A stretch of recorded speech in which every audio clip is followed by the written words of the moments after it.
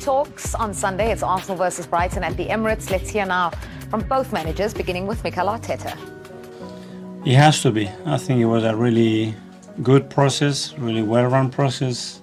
I think it gave the opportunity to them to explain how they felt, myself how I felt as well, and the reasons behind it. And okay, the outcome is that I'm not charged, but I think we have to draw a line as well and look for how we can be much more constructive and learn from it and move forward. That's it. But it was good. I felt a lot of sympathy, to be fair. Once I explained as well how we feel some days as managers, the pressure that we are under and how important details are for our job. Because I love what I do so much and I want to continue doing it. But the reality last year was that 40 managers lost their jobs, which is incredible. And we depend on results, that's it. So when the outcome at the end is that important, we get really emotional about it because now nobody remembers what happens. 3 weeks ago when you lost a game, you lost another one because of a different reason. So I think it was a really good process. Another one on referees, but just one more, I promise. Mm-hmm. I sat through the 5-minute explanation of why Kai Havertz's goal wasn't given and came away thinking I might just be more confused than I was before. Are you satisfied because you weren't at the time that they got the outcome right, even if the rule doesn't seem to necessarily be working? The handballs, anything that happens in the box has to be crystal clear, and unfortunately even today it's very difficult to understand what it is because there's so many things that can happen. But we are in the direction to resolve that. I think we are all very eager to resolve it in the best possible way, and I'm positive that it will happen. Sorry, I did say one more about the ref, but I forgot another one because there will be a little bit of history on the 23rd, and when Rebecca Welsh becomes the first female to referee. I wondered what your reaction to it is, kind of, I guess, the diversity, the impact of it, the history making, what she might bring differently. I think it's a great news. Wish Rebecca all the best in this new experience. I think the feedback is going to be really positive. I think what women's football is on and the diversity that we have now is incredibly positive for the league, and I think it's something that was needed. It feels like a long time ago, but it was we see a defeat last time out at Villa. But what we've seen from your side this season is that when you have, on rare occasions, lost, you come back well. It's 6, isn't it, wins at Newcastle. What is it about your side this year, and that kind of must give you quite a lot of confidence going into the weekend? That we will try. We'll try to play our best, and we love winning, and the team is desperate to do anything that it takes to win games. And we showed that. We showed that against Aston Villa, which in my opinion, again, we were the better team and we should have won the game. And we will try against Brighton, which they're going to make life very difficult for us for sure. I wanted to ask you about Brighton. Last 3 visits to the Emirates, they've won. What is it about that team that makes them so hard to beat? Now they are a really good side. It's true that last year when we had the game under control is when we conceded the goal, and then the game completely broke up, and we struggled, especially in the last 15 minutes of the game. So we're going to have to play better and be very efficient, which is key against them. Coach Anita from the Premier League. Hi. Team news, please. Any updates? Is Martinelli feeling better? Martinelli's feeling good. Will he be in contention? Yeah. We had no other news apart from Mo. Mo had to be subbed because he felt something in his hamstring. We did a scan and it doesn't look too serious, so he's going to be with us, I think, very soon, which is good news as well. You repeatedly tell us about the standards of this club and that every game is a must-win game for Arsenal, but given that it's Liverpool next and they are above you in the table, just how much more important is a win against Aston Villa or something? Against Brighton. It's okay. Like every week, at the end we have to play against every team, and obviously the schedule is what it is right now, but we have 2 big games coming up, and then we have as well the 28th and the 31st. So this period is vital around this moment in the year, and we'll try to win every game, that's for sure. And then just finally, What have you made of Brighton's start to the season? They're ninth in the table and 10 points behind Aston at the moment. I think they've been really good. I think they have taken another level. They play European football. They've been really successful. You could see last night against what they did. They've done that after selling players, after a lot of injuries. So huge credit for them, for Roberto, coaching the staff, the club, what they're doing, because it's really impressive. Thank you, best of luck. George from BBC. Thanks, Dan. Mikel, hello. In the FA report, it said that you met managers and officials 2 days before the Newcastle game, and you presented some ideas. Can you just explain to us, and I think fans will be really interested to hear your ideas about what you want to improve the process going forward as a manager? Those are private meetings that I cannot explain what we discuss in there. I'm sorry. Okay. This may be very simplistic, but it also said that Joe Willock said that the ball was out of play.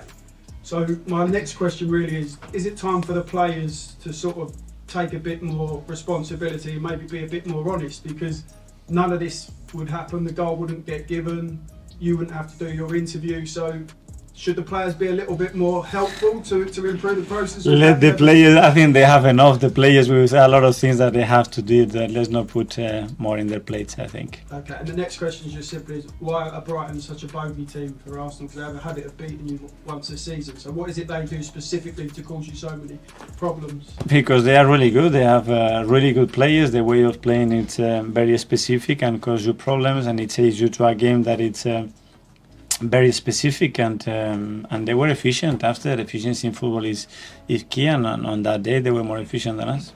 Thank you. Yeah, from Talks Football. Hi, I hope you're well. Yes. Good. Would you say what you said? Now you've been cleared, and I mean, can speak in hindsight and what have you. Would you say again what you said and use the word disgrace, or would you go? Have you gone home and thought, actually, maybe I wouldn't next time say exactly what I said in the way that I said it? That's in life is too easy, isn't it? It's too easy in life to do that. What would I have done if I knew? No, whatever I've done. If it happens again. It was done. I defended my opinion. I expressed my opinion. I say again that I'm fully supportive of how we have to improve the game, and the referees are a big part of that, and they know that. Managers as well, players as well, everybody is involved, and we have the duty and responsibility to do that. And as well, it's good that we can discuss things in an open and honest way, and this is what I try to do. If there was a league table for managers who, on the sidelines, are very passionate and sort of, you know, behind their team and what have you, I think actually you'd be second behind Roberto De Zerbi. I've seen him a lot this season. He's very, very, like you, like kicks every ball. On Sunday, is it going to be almost as fun watching you two on the touchline as it is the actual match? I don't. That's not down to you. I think we live the game as we feel it. As when I was a player, it was very similar as well. And everybody's got his own way of being and talking and communicating, and I think it's great. As long as we are genuine, I think that's great.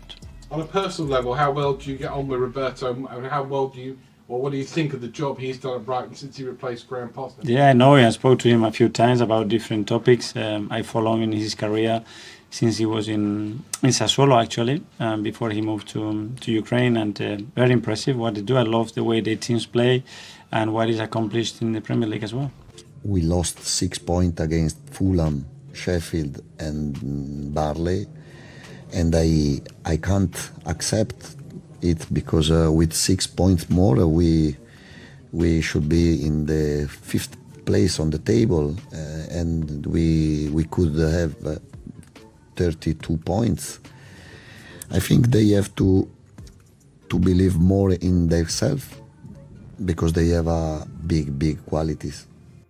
We don't know what's going to happen in this match, but one thing is for sure. Brighton games have goals. 32 games in a row they've scored, and they've not kept a clean sheet in 20. Yeah, I mean, I love watching them, I do. Probably for that reason, you know what, you're going to get lots of goals and action, but I like the style of football that he plays. We've watched Tottenham tonight, but they're no different, you know, they're going to be attacking. You know, you're going to see some star quality players. Matoma I absolutely love. You see young players given a chance, and a manager that gives everything on the side as well. So, yeah, I love watching him, and have ever since he's come in, to be honest. So I'm excited to see what they do against Arsenal, though, because I don't think Arsenal attack are free-flowing. I don't think Jesus, Martinelli or Saka are particularly in great form. I think they've been stifled a lot this season. Even though they're getting the results, Arsenal, I wouldn't say the front three are flying, though. And Brighton have a great record at the Emirates. They've won the last 3 in all competitions as well. I think it's a very dangerous fixture for Arsenal. I really do. I love De Zerbi. I think he's a top draw manager. I think he should be at Man United, in my opinion. I think he's that good. You know, I think he would jump to that chance as well. He really would. I mean, he's got a playing identity, what they're crying out for at United. This guy's rehearsing every time he goes onto the Premier League stage. He knows he's not going to be at Brighton for the rest of his career. He knows he wants to take a step to the big club, and it's whoever's brave enough to give him that opportunity, but I certainly would be. I think it's a really dangerous fixture. I think Mikel knows that. He knows the quality. We talk about Matoma, Evan Ferguson, you know, João Pedro. They've got real good players, but even players you don't know about. They don't sign bad players, Brighton. They really don't. And they've got a manager who wants to improve every one of them. So, very difficult fixture. I couldn't call this one. We haven't even talked about Gross, who's had 5 goal involvements in the last 4 games. Yeah, I mean, again, like you said, we didn't mention him. The only thing I'd say for Brighton is that I think Arsenal rested a few of their players, didn't they, midweek? And I know Brighton had that Europa game. And so energy-wise, they might be at a bit of a disadvantage. But like we've just said there, they have quality all over the pitch. So, yeah, I mean, hopefully it is full of goals for the neutral. But like Tim said, I don't think it's going to be an easy one for Mikel. Karen said that the Arsenal attack isn't really firing. Do you agree with that? Yeah, I just think they're not doing bad, are they? You look at the position they are in the league, it's not bad, but they're not. I think they're more stubborn. I think with Declan Rice, I think he helps them be more protection in the midfield areas. But Martinelli and Saka haven't reached the heights of last season. Jesus has been interrupted with injuries. Odegaard's not the same player as he was last year. But they're in a fantastic position and they will come good and they will come into a rhythm. I just hope for Arsenal fans' sake they can put a rhythm together like Man City will without doubt come into a rhythm as well, and they'll win 10, 15 games on the spin. Now, we don't want it to be a one-horse race again. We want it to be a lot of teams in it. At the moment in time, there is a lot of teams in it. It's very exciting, the most competitive Premier League we've had for a very long time. And long may that continue, but we need teams like Arsenal to put their rhythm together. And if they do, we need the likes of Martinelli, Saka, Odegaard to get back to their best. What did you think about them against Villa? Because they lost there, but they also then had Saka, who you mentioned has been great at the Emirates. I think only 1 game he hasn't been involved in a goal. Well, I think for 20 minutes, Villa dominated the game. I thought they were very much in control. But then for after that, then it was all Arsenal. It was like, come on, how are you going to do it? And they dominated the game. And I think these were the chances that they had. But I think going back to Saka, though, teams in this situation, look, there's 2 or 3 players around him, and then he gets that crossing, that delivery in. But these type of goals here, they're quick throw-ins. You know, they're kind of finding it. They're not playing through teams. You know, look, Saka there, 2 players on him. How's he going to break it through? A bit of magic. They're triple teaming them, and to be fair, like Tim said, they are finding a way. But if you add in the goals of Saka, Martinelli and Jesus, and you compare them to the strike force of City, Liverpool, they are behind. And I would hate it come the end of the season that those goals added up would be the difference of them not winning the league or winning the league. Because if you're going to win the Premier League, and this is a chance where, for me, City aren't firing, and with the squad that they've got, now is your time. This is your time to beat City and win the Premier League. So this is a great opportunity. I agree. I think they need to put consistency together. They need to get in a rhythm, really go on the front foot. It looked like they're playing in second gear to me, but like I say, I keep going to reiterate it. They're in a brilliant position in the league. They're waiting for the race to start. The race hasn't started yet, but believe me, Man City know that as well. Kevin De Bruyne is waiting there, chomping at the bit, waiting to come back into this side as well. And if they can get Haaland fit as quickly as possible, they're going to put a run together. Everyone knows that, so you need to be on their coattails when it comes. And I think Arsenal are capable of doing it. Liverpool are. And who else? I'm not sure Aston Villa have got the quality or the experience at the moment, but certainly them 3 teams will give us a title race this season. Very quickly, what do you think Brighton will have looked to that Villa game to replicate? Start fast. Like I said, I thought Villa for the first 15 minutes, 20 minutes dominated the game. And if you're Brighton, you go all out first 10, 15 minutes at the Emirates. Arsenal have been slow at times over the last 18 months. I've seen early goals they've conceded. and then do what Aston Villa did, be compact and defend. I don't think that is De Zerbi's style. I think he'll continue to do that nice attacking football, but first 15 minutes, go for them, because Arsenal have showed some vulnerabilities in that period.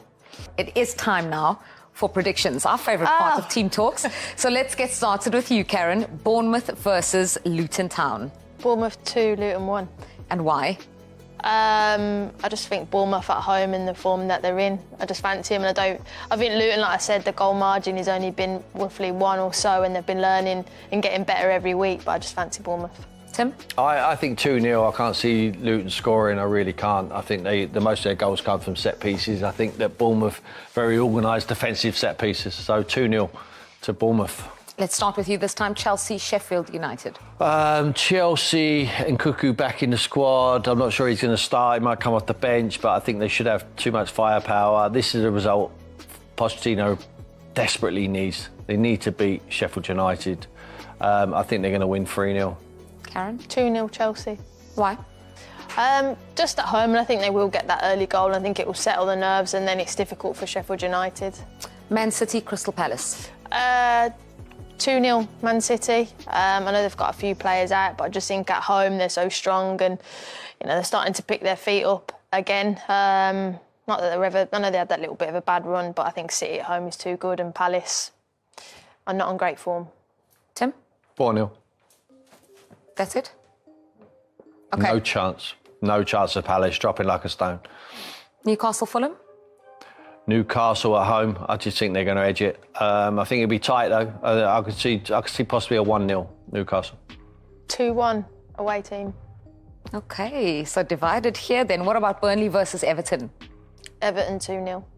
Why do you think? Just think they're in really good form, Everton. I know they've got a few players out defensively, but I just think the wide players have got too much, and the slip up because they're away from home, and Brentford desperate for a result themselves.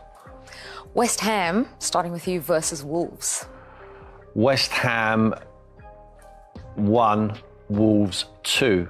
That's what I was going to say. I think he sets them up brilliantly away from home, Gary O'Neill, and I think they're very patient. Cunha, for me, is one of the top players in the Premier League. I really believe that. I think he can play for any top side. He's playing him in the correct position now as a number 10. I think he bursts forward, he makes them tick. I'm going to say 2. I'm going to say they'll win this game at the London Stadium. And you agree? Why? All of that. I really like Gary O'Neill. I like what he's done. I think sometimes they've been a bit lucky with some decisions this part of the season, but overall I think he's done really well out of them. Great on the counter-attack, organised. And I just think West Ham at this moment could go there and get a result, and I think they will. You can take a little bit of time here because it is the headline game of the weekend, the Titanic clash. Karen, I'm going to start with you. Liverpool versus Manchester United. 4-0 Liverpool. You got to tell us why.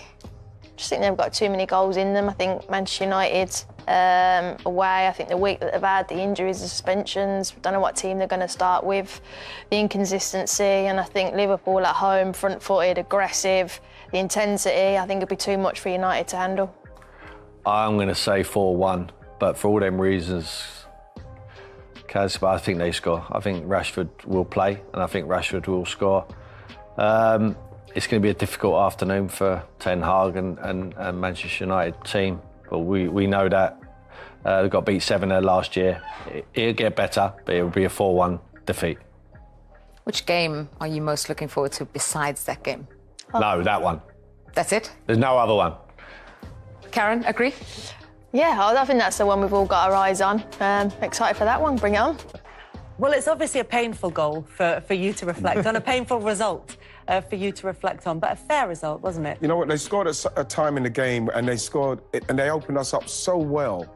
That is, you had to sit up and think, okay, yeah, they're the real, they definitely are the real deal. Not that you're thinking that they're not, but like what I instantly started to think about was, okay, how do we react to this? Because they played very well, and I thought that we reacted pretty well. We were playing against a team, 14 wins on the spin at home. They're in unbelievable confidence in respect to their confidence and momentum. And I thought we dealt with that pretty well, the way we played.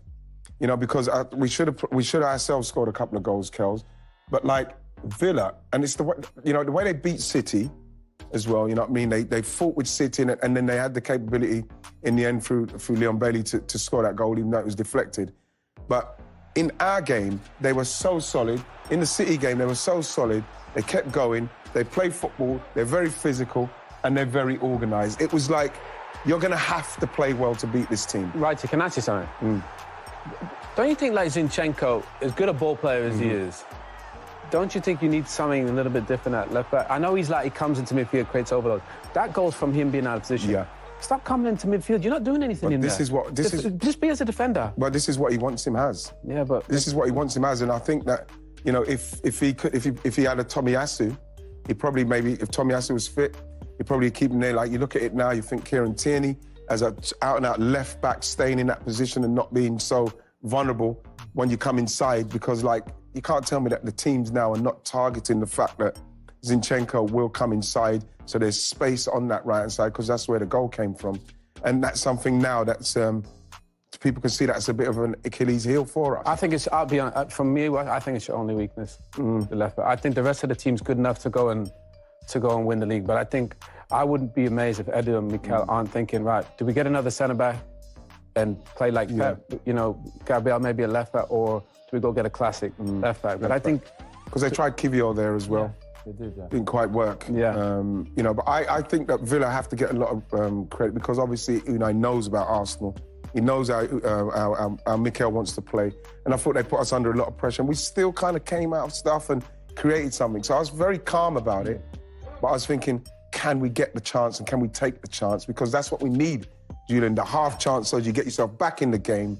Because we had enough possession kills where we put them under pressure, but in the end, the goalkeeper made them good saves. Especially the two that Odegaard made, the one that Martinez saved, the other one that is off target. I think Saka as well on that offside.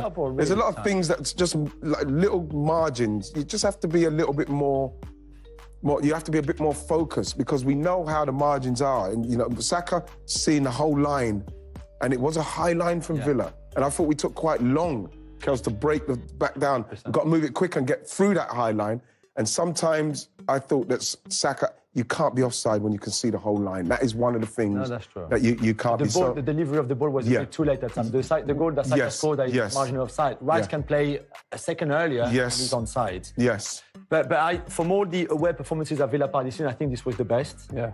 Arsenal played well. Emi Martinez said after the game, we suffered for 85 minutes, which they didn't do against City, where they controlled the whole game from start to finish pretty much. So there are positives, but at the end, you still lost the game. They're so strong. We've said this so many times, though, this season, or certainly since the opening 3 weeks or so, is that a defeat doesn't feel as catastrophic in terms of a title challenge this season as it has done in previous seasons, because there are teams out there who can all take points off each other. And Aston Villa have just had the most extraordinary week. That really controlled performance against Manchester City, a City side without Rodri, and we know the difference that makes. Without De Bruyne. But then getting the win against Arsenal in a very different way, and still managing to get 3 points against two of the tops, title challenges. It takes them up to third place in the table. It's been incredible for them. They're so well organised. You know, I think Pau Torres at the back is a really good find. Luka Dean is always doing, and you know, they played Konsa over that side to deal with Martinelli, and I thought he done very well. But then you got the midfield with like McGinn, who's you look what happened to him under Gerrard. It wasn't happening for him. You know, he wasn't even in the side. And Kamara and Douglas, they are so organised. And then Ollie Watkins up front with Leon Bailey with the form he's in. They're so organised in all the departments that you've got problems at every stage of Aston Villa because they're so organised. They keep themselves in the game. They've got with Ollie Watkins. I thought, as well as Saliba did, he kept him occupied. Yeah. I felt like I just didn't feel comfortable with it, and that is why they've got 14 wins there. You know, the only thing that could tell Villa is the fact that Unai Emery will want to win that conference. He'll want to win that because that's how he is. Yeah. But like for me, Villa right now, coming off of beating those two teams, and the confidence to go into any game now, oh, any game and feel, no, we can win this game. They are a serious contender to win this league. I mean, look at that home record. I mean, that's a home record. That's amazing. To be a champion. That's amazing. February, they haven't lost that. That is a team that's on it. You look back at this, if the Villa did do it, you say, well, look what they've done up to that point. But they don't have, I don't think that Villa team have any weaknesses. They got a World Cup winner in goal. Yes. They got Brazilian international, they got French international, they got English, they got literally, they're just full of top and they're under players. the radar because everybody's just thinking, oh, Villa trying to get in the top 4. Villa, with this manager, is trying to win the league. Yeah. You think they're trying to win? I think they're trying to win the league because what's going to happen now, I mean, if I'm in Villa's dressing room now, Kels, beating Man City, and then you know when you play against a team, you think, yeah, they're good, but we could beat them. We could beat them. Then you beat Arsenal after, like he rightly said, they suffered. There's not another team out there that you think, well, if Liverpool come, yeah, come on then. Chelsea, you're not bothered about anyone else. So now it's going to come down to Villa's mentality and how they now approach each game. That's a nice run of fixtures for them as well through to the end of January. Brentford, Sheffield United, Man United, Burnley, Everton, and then Newcastle. I mean, by the end of January, they'll have quite a few players back, so there'll be a different proposition from those home games. From what we saw yesterday. The away form has been the away form. Really, if we look at the season, is the one that maybe they've dropped points. They got battered at Liverpool and Newcastle, of course, on the opening day of the season. It's been a bit better. The Bournemouth win, the Bournemouth draw that we said, and the win at Spurs, which was a good win from a Villa point of view. A little bit fortunate, maybe overall. So it got better. But if they can sort out the away form a bit better. Then I think, of course, can anybody work that out? Well, because obviously, if Unai Emery could see it and fix it, he obviously would have done. Can any of you sort of offer some insight as to why they're so different? Their record is so different at home than it is away. Is it to do with how they play? Well, I think at home they've only been behind for like 20 minutes or 30 minutes. So I think at home they get ahead, and I think that then the crowd gets behind it and then become a proper force. I think away, maybe they're just chasing games a little bit more with that high line. Yes, they're getting picked off. So, but obviously, I mean, he's done in 15. What has he been there? 13 months? Yeah, 14 months. He's done an incredible example, job. I think something like 9 of the starting 11, maybe 8, but a vast majority of those players were there under Steven Gerrard. Yeah. And so he's another example, Emery, of a manager who can come in and with almost the same group of players, transform the way that they play and transform the level at which they they're so organised. So when you've got a team that are so organised, because I do feel like the high line is very. It's precarious. Brighton, you would have eaten that up. I'd have loved that. I would have loved that because if you've got a midfielder with any kind of... I would say if you find any time on the ball, just do it. Yeah. Just do it. People are not doing that. They're very confident with what they're doing, Villa, and they're very organised. Plus, they've got 5, 6, 7 players who are playing extremely well. Yeah. So then, Kels, the confidence, what's coming with that, the physicality, top goalkeeper, you just feel like you're almost playing at home and you just feel a bit invincible, especially when you do go up. And you've got 15 games now you've won at home, you genuinely start believing we can't lose here. And as well, we mentioned the team and the internationals, but the bench, what I was telling, I think, against City, Unai Emery didn't make a sub until the 80th minute. Against Arsenal, at half-time, there was already a sub. He made 4 by the hour, but he brought on Diaby and Cash and players who you can rely on, who could easily be starting in that team as well. And when you are fighting to win that game like they did against Arsenal, to have that kind of quality on your bench is priceless. Well, Tielemans is the one. Yeah, as good as the midfield 3, I think, is one of the most underrated in the league. Luis, Kamara, and McGinn. But I think Emery realised he needed something different. And he brought in Tielemans. Yes. And he just plays that little extra pass. He saw something in the way Pep played and in the way Arsenal played. Let's get Tielemans in there. Just keep it a little bit more. They have no real wingers. Quality like that. And it's amazing his attention to detail, Emery. He's exceptional. He makes very few changes. I think Villa are either the team with the fewest changes to their starting lineup, or they're certainly one of them in the Premier League. And I wonder if that might be something that comes back towards the end of the season or in the second half of the season, that maybe the squad isn't quite big enough, so an injury here or there might destabilise them. Maybe sort of finding themselves in a position where they are challenging at the top of the table might just knock them off course. Because I think there's definitely a sense that this can't last for Villa. But what do you think the reasons for that are? Well, they're having a lot of luck with the injuries. I think everybody's having injuries. But then you look at it, you think, OK, who gets injured? If Ollie Watkins gets injured, maybe McGinn gets injured, the goalkeeper. You know what I mean? They don't seem to be when you look at it in that respect, Kels, you think, well, maybe that will curtail them a little bit. But when you look at the guys that he was able to bring on, fresh and strong, you do feel like it's going to be that kind of thing that's going to curtail them. It's the injuries, because at the moment, there's so many players playing well. And it seems to me that even the guys who are waiting to come in, they're happy with the fact that, OK, I'm getting my chance now. It doesn't feel like there's a lot of dissension in the camp, because I believe that they're starting to believe, whoa, we've just beaten them, something's happening here. And I kind of get a Leicester vibe where Leicester at some stage would have went, you know something's happening here. We're doing stuff here.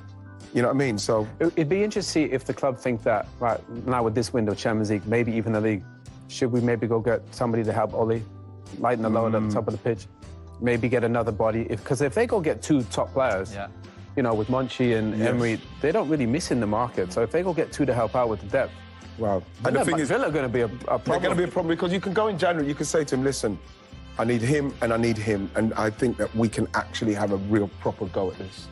And that would be exciting times for Villa fans. But look, even if they bring in that depth, and it's 13 changes this season, which is less than anyone else. So he likes the players he likes, and he likes to stick with those players, and maybe has to stick with those players. So if he gives himself options, that might be something that can see them take it to that next step. Well, it's going to be interesting. Sorry, Chris. No, all I was going to ask is if Villa are performing at, say, the maximum of their potential, would you suggest that the other teams, or could you argue that the other teams around them, who will also be challenging for the title for top 4, have got another level to go to? Or we would expect another level from them. They might not show it this season. But we know they all have a level. Arsenal got more. Liverpool got more. City got a lot more, especially with Kevin coming back. Tottenham have got players to come back. Fitness. Newcastle have got players to come back. They've got to ride it, Kels. From January onwards. They will have to maintain that level of performance. They will have to go away at City. They will have some tougher ways. Yeah, that's the thing. That's what I wonder if that's going to play into it. That's them as well as they can do, which is brilliant. Yeah. But the other teams are going to come stronger. Yeah, it's a good question, Kel, because you do feel like Villa right now are probably, if you say the best we can do is what they're doing now. Because, peaked early. Yes, and then now you just go on you just go now. You just keep going and hope you don't get the injuries. But it's very exciting for Villa now, because if I am the owners now, I'm probably going to give him whatever he wants. I'm going to give him it. Keys to the city. I'm giving him the keys to the city, because he can go in there now, Jules, and say, you know what? 100%. We've just beaten them and we've beaten them. I think if we get him and him, I think we've got a good chance. Yeah, and we said Monchi is his best friend. The director of football is his best friend. So Unai has restructured the football side at the football club.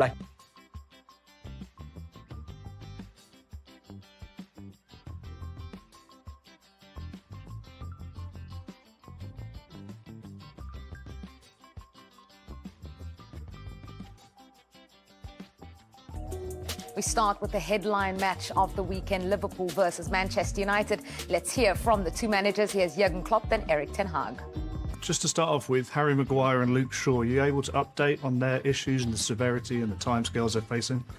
Yeah, so Harry, he will not be available for coming games, but we don't think it's a long term. And Luke Shaw, he trained this morning, so we think he's available for Sunday. And in terms of the rest of the team, you seem to have quite a lengthy absentee list. Is there anyone else going to be available back from illness or injury? Yes, Marcus Rashford. He will. Martial not. Samuel. Do you know who your captain's going to be on Sunday with Bruno suspended? Yes, I know. Are you going to tell us? No. And then going back to the Anfield game last season, obviously it was a bad day. The win percentage of the team seems to have fallen drastically since then compared to before it. Do you think there's been a psychological effect of that result, that defeat? Oh, I think everyone knows. I think everyone is highly motivated when you go to Anfield. It's a great place to go, and you know it's going to be tough. And I think that is everything what every top footballer wants. He wants to have that challenge. So you have to looking forward. And last year, of course, we take that in our memory. But you have to also take the benefit from it, learn from it, and on Sunday we can prove that. Dave. Eric, you'll know managers are ultimately judged by the results of their teams. What gives you the confidence that you have the backing of everybody here at the club still, despite the difficult run of results that you've had this season? I feel that, yeah, and they tell it against me. But actually, and that's fine, and that's okay. But I'm focusing on the process. I'm focusing on to make this team play better. I'm focusing on make the individuals better, and that's my concern. And that's all what I'm doing, focusing on the right thing, and that is the team. You can't get distracted by concern about your job or whatever, or whether you might lose your job.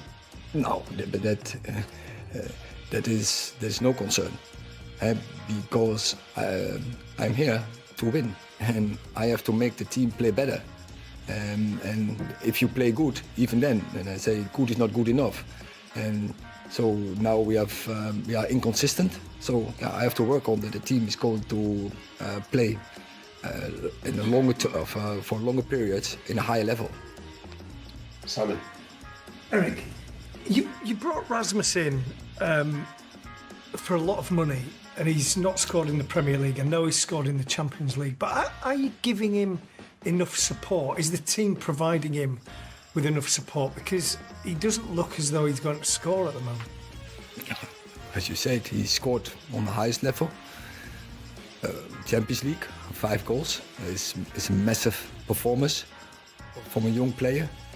I don't think there are so many young players who can do that. So you see, he has the potential, and we recognize that. And I'm sure he will get there. He will also going to score in the Premier League.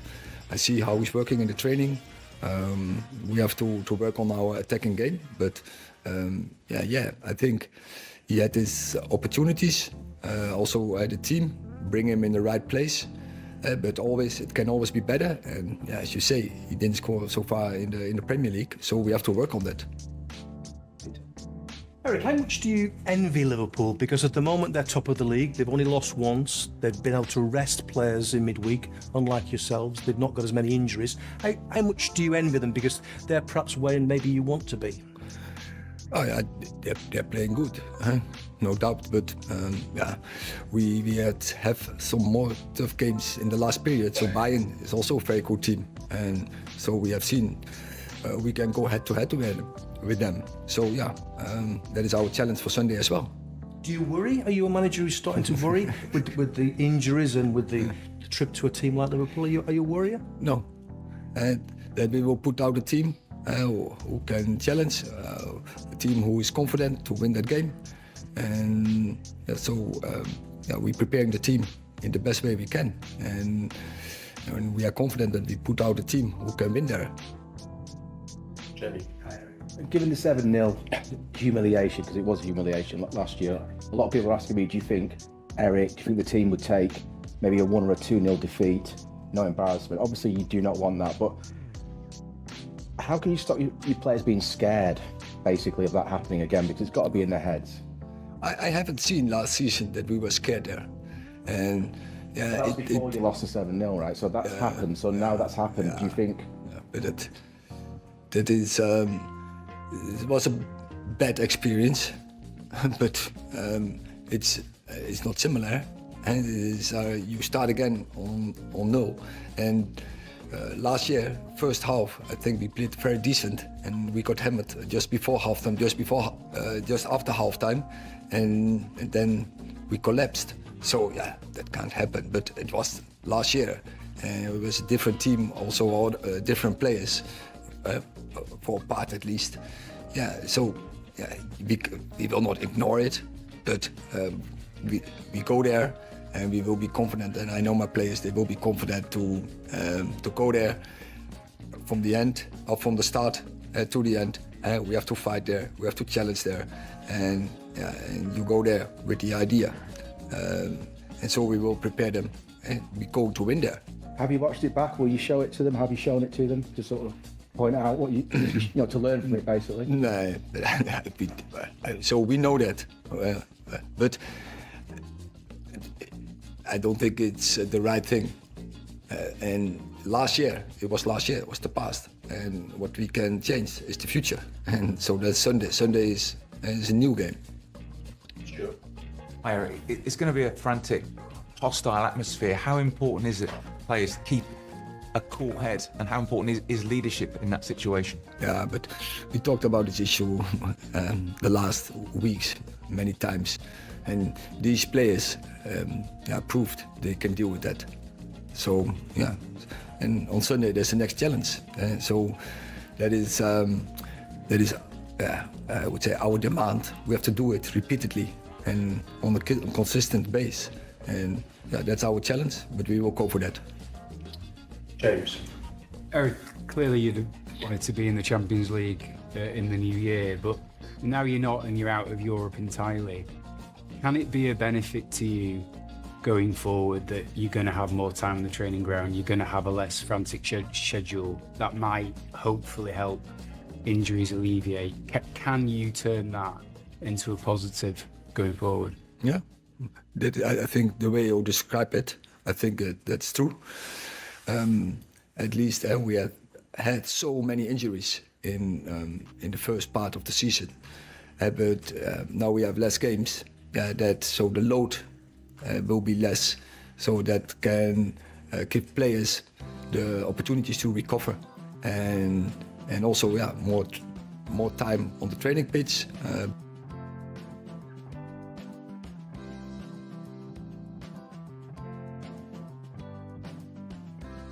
Okay, dokie. Hello, anybody home? Maybe, maybe not. Say hi to us. What's going on, people? Happy whatever day it is in your location. Thank you so much for stopping by. Don't forget to like, subscribe, and share. 1 minute or 2 minutes to go until the game starts between Arsenal and Brighton. Brighton been like a boogie team for Arsenal, remember that? Lately they've been beating Arsenal a lot, but they played on Thursday in Europa League, a very, very tough game against Marseille, so they might be tired and they have also a lot of injuries, so you have to double check on that. And the last game today is going to be between Liverpool and Manchester United. Very, very interesting day indeed. So get in the comment, get involved. The line is given for everybody to call, and the game is about to start in like 40 seconds.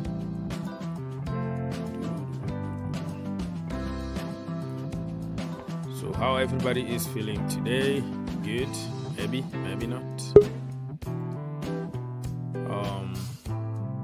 Yeah, I will take your call now, Mr. People's Republic. Give me a second to kind of fix something here.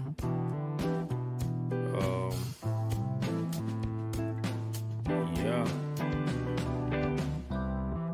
Let me see this. So let me just remind you the lineup. I think everybody knows about the lineup, but just doing part of my duty, which is... Yeah, the game is about to start. Twitter transparent. Where is the... Okay. Premier League thing is here. Alright. So we have the Premier League. I'm all over the place. All over the place, to be honest with you. Okay.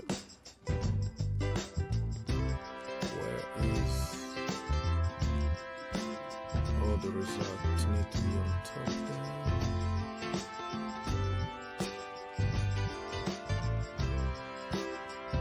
Okay. Alright, almost there, people. Bear with me. Interact. Boom. Put it on the side. Okay, now we go to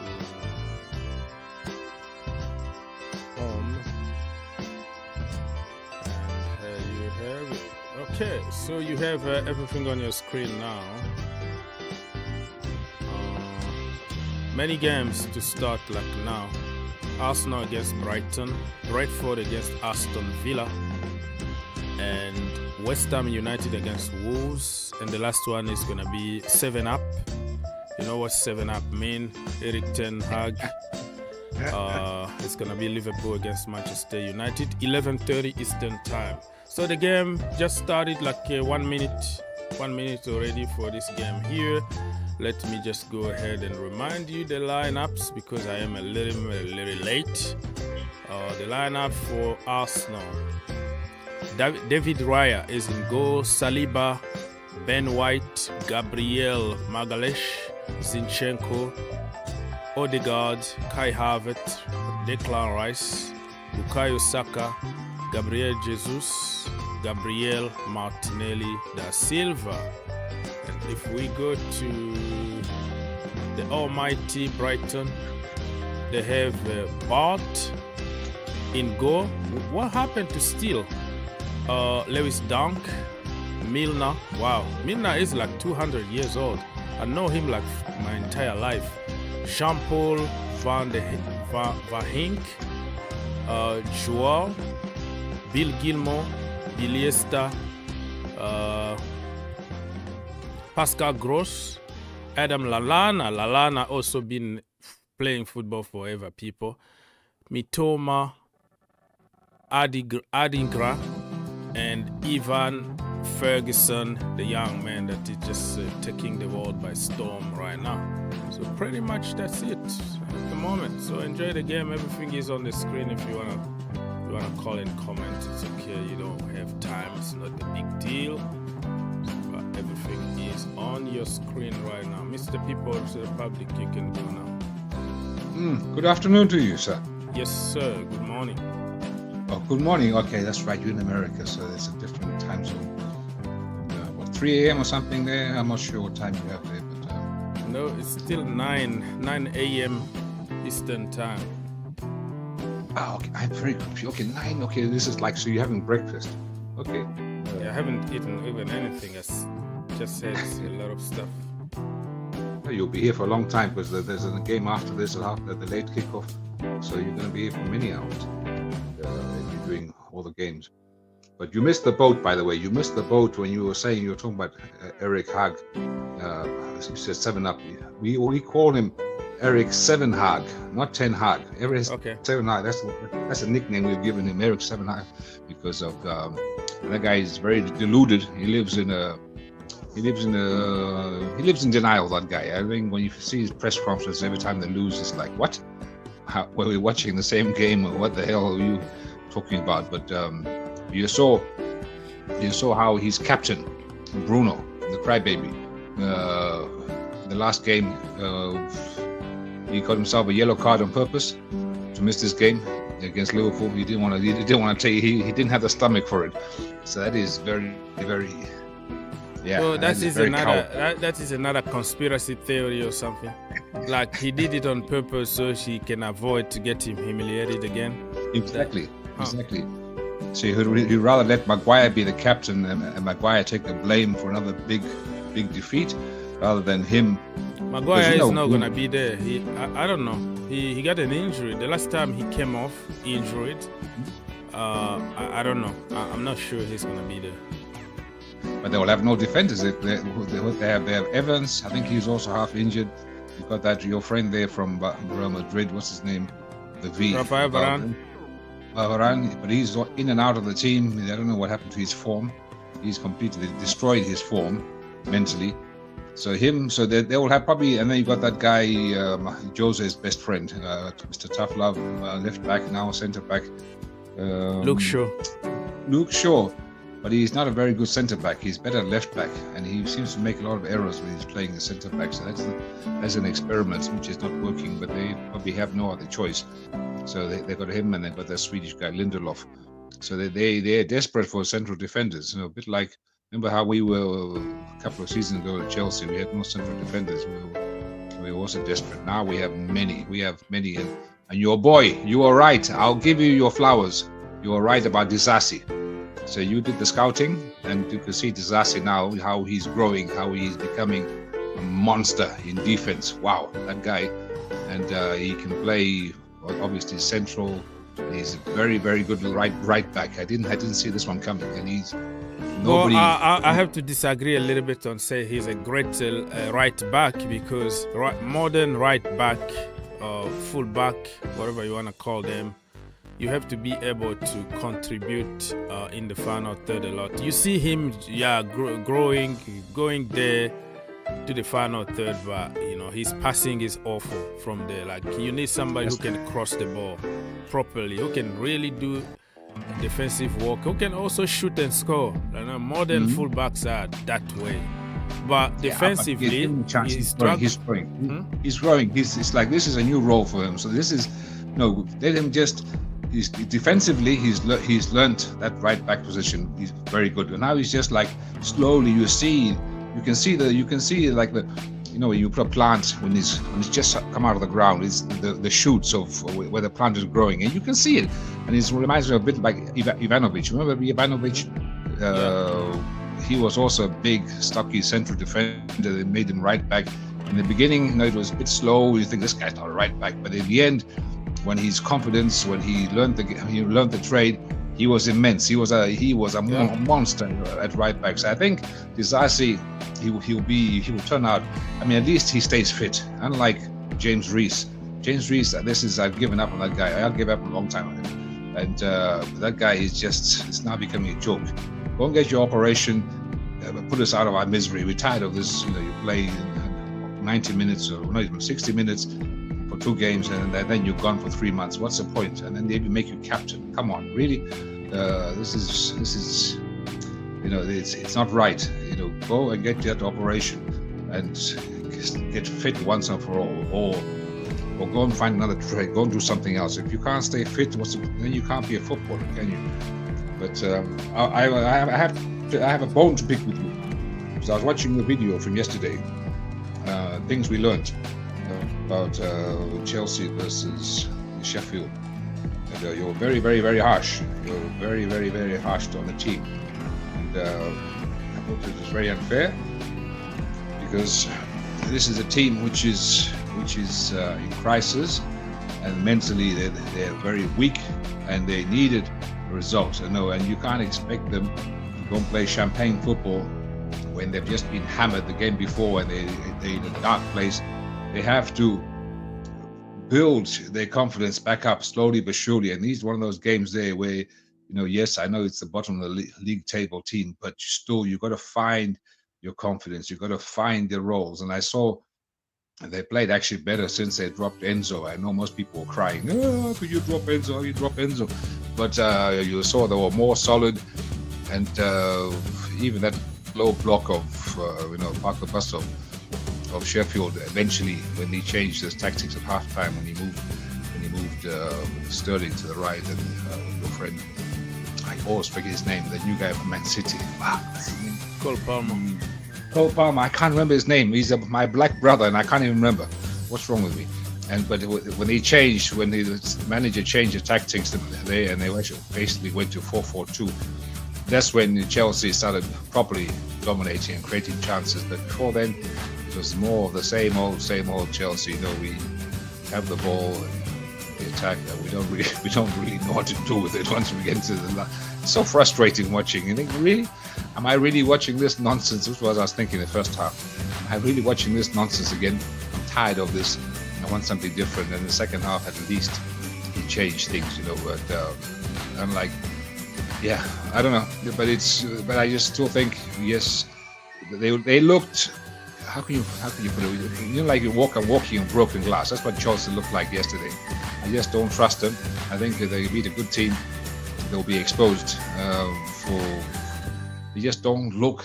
There's no. Yes, you've got Gallagher. He's the dog on that team, but you need another dog.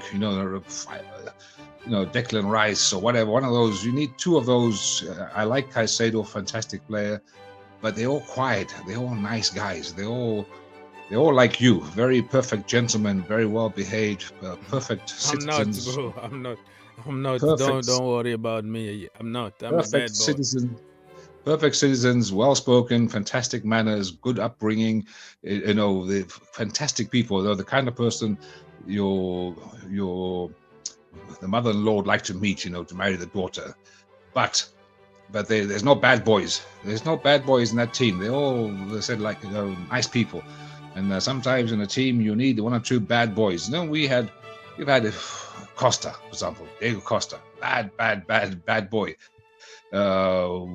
Took no prisoners. You had Ivanovic, another bad boy. John Terry. We've had all these bad boys. Always some dog in the team which will motivate his teammates, who grab them by the scruff of the neck and say, "Hey, this is unacceptable. We got to fight. We just don't sit back and lay down and die. This is not Chelsea mentality. Chelsea mentality is do or die. Fighters." I don't know. Maybe it's just me. I'm just old school. Sorry, I'm speaking too long. Sorry. No, that's the way it is. You have to speak. Anyways, first of all, me, I can't win. I can't win anything because anything you do is somebody's gonna complain. If I came, I'm not complaining. Let me now make you my point, because you've been speaking for 10 years. Give me 15 seconds. Sorry. Right, so what I say I can't win is, no matter what I'm gonna say, somebody is gonna say something, complain. I'm not telling you only, but especially people who want attention, who want just to say something just for attention without even thinking. Mm-hmm. So every time here people call me like I have positivity, toxicity, whatever it is, like I have a positive toxicity, something like that. Like, why are you saying this? You protect Pochettino, or you say that. Now you say something else, they're gonna say, "Oh, now you have an agenda, or you don't like this, or you've been harsh." But the problem, people don't understand me, is I tell the truth in that particular moment. What I see in that moment, I have to say it. I can't be a cultist where I have to say positive, even if you stink, you, Mason Mount, or Enzo Fernandez, or whatever. People don't want to say anything about Enzo because he cost 120 million.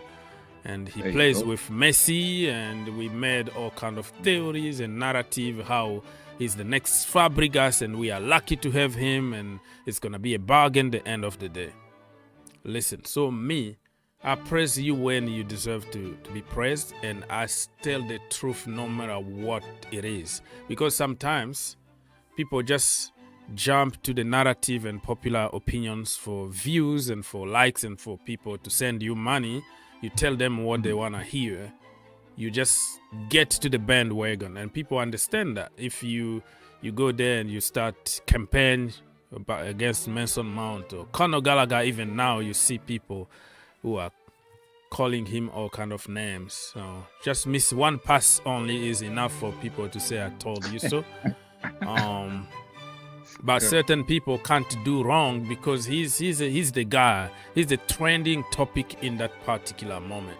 So you learn to the popular opinion because you're gonna get the business going. So for us, other people who are not here for business, we are not afraid of getting sticks and getting punched because this is just a hobby for us. So that is the difference you have to know now. If you look at me, I say horrible things about Mason Mount, Kai Havertz, Conor Gallagher, academy product, Brazilian, French, all kind of people in that particular moment because that was the truth on the day. But tomorrow, if you do good, I will say the truth. And at the end, I always give context behind it. But now it's becoming Can I interrupt you just 1 second?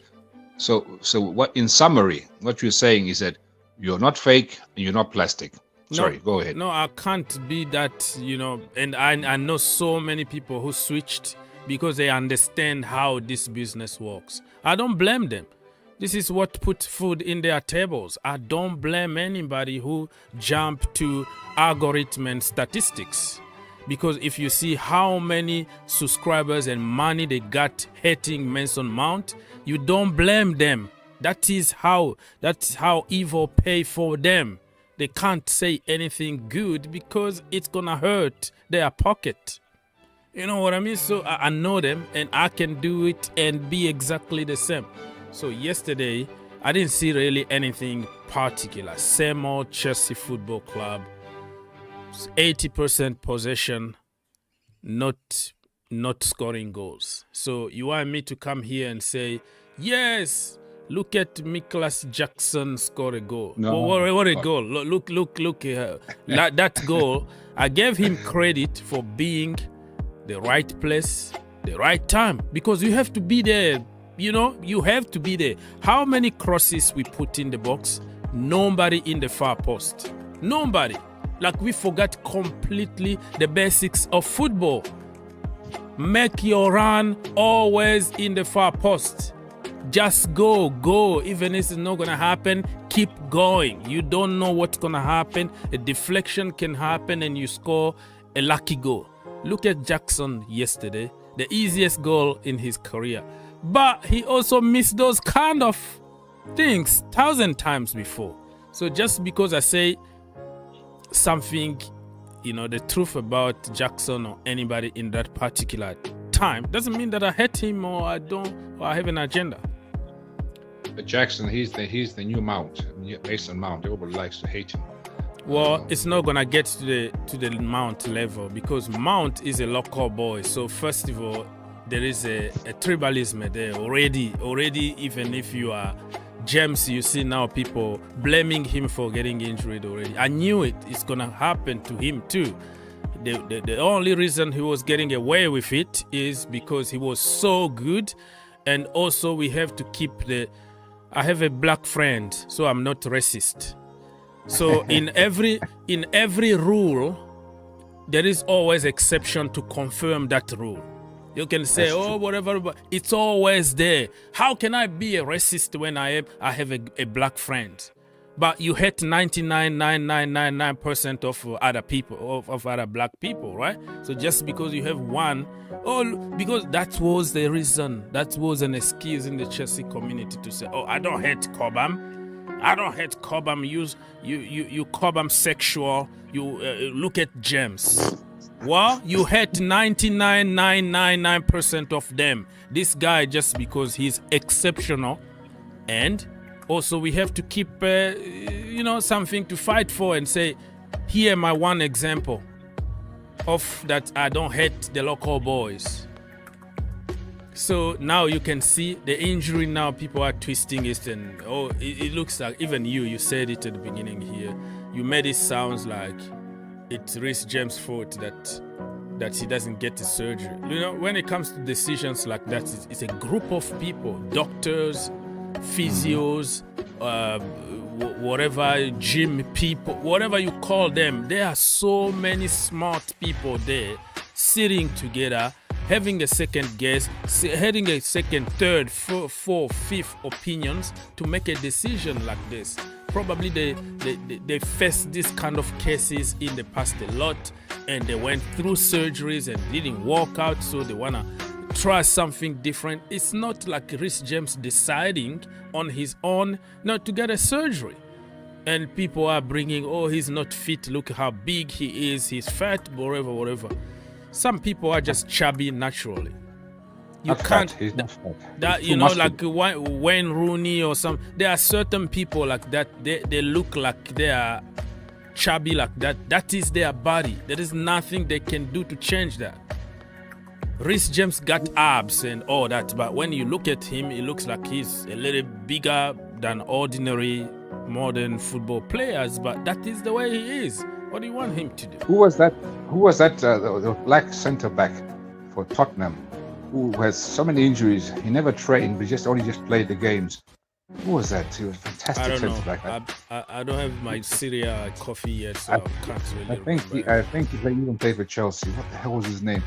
He has the same kind of problems as Reece James. So he never trained during the week, practice. He just played the games, and he was always outstanding when he played. What the hell was his name?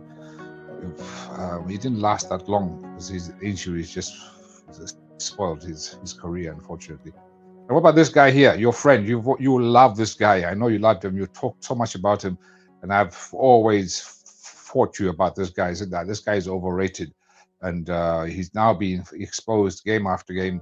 Your friend De Zerbi, and Arsenal is going to smash him here again. And he's not as good as you were advertising. He's a bang average manager, but he's just a very good on social media. He's a very handsome man and all that, but it doesn't mean he's a good coach. And you can see Brighton, they're fading. They're leaking oil. so yeah, that's what happens. I think you need your coffee because you haven't.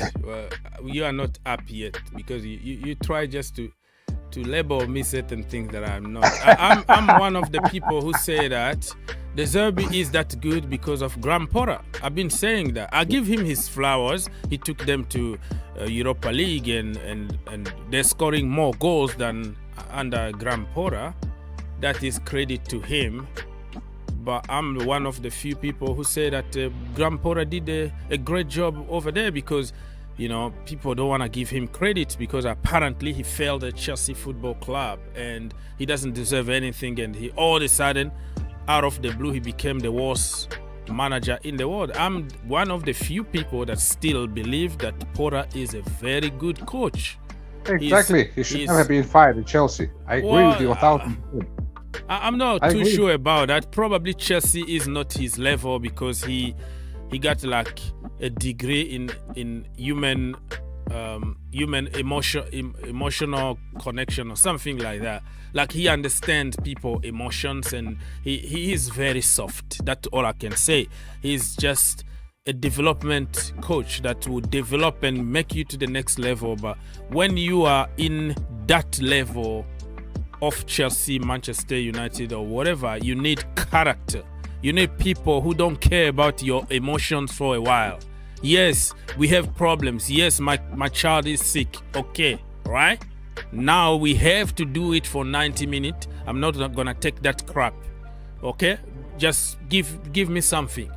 So in those levels, you need somebody who is really, really tough sometimes, who can be both. You understand people's problems, you solve their problems, but you know what you need and you are very demanding. So I'll give you a good example. A good example of that, what you're describing as Jurgen Klopp. So Jurgen Klopp, he will hug his players, he will French kiss them, he will whatever. But at the same time, you will see him, he's angry, you know, so he's like both Jekyll and Hyde, you know, but he's same time understanding, he's loving, but he's very hard. He's hard on his players, but you know, so he's both. While Pepsi, he seems to be just hard. You know, he seems to be just a bit hard on his players, and I think that's hard on. It wears them down a bit like Jose. Jose, as you know, wears his players down 3 years, and they've had enough, and they revolt, and Jose is out of there. And so it's a balance. It's a fine balance, but you could be, as you say, Potter maybe a little bit too soft, maybe a bit scared of all those big names, what have you. But I can see Man United, the rumors are, or it's been this week, Man United, they want him to take over if they fire Erik ten Hag. So maybe he's not as bad as people think. Well, first of all, I'm not sure I'm gonna French kiss another man.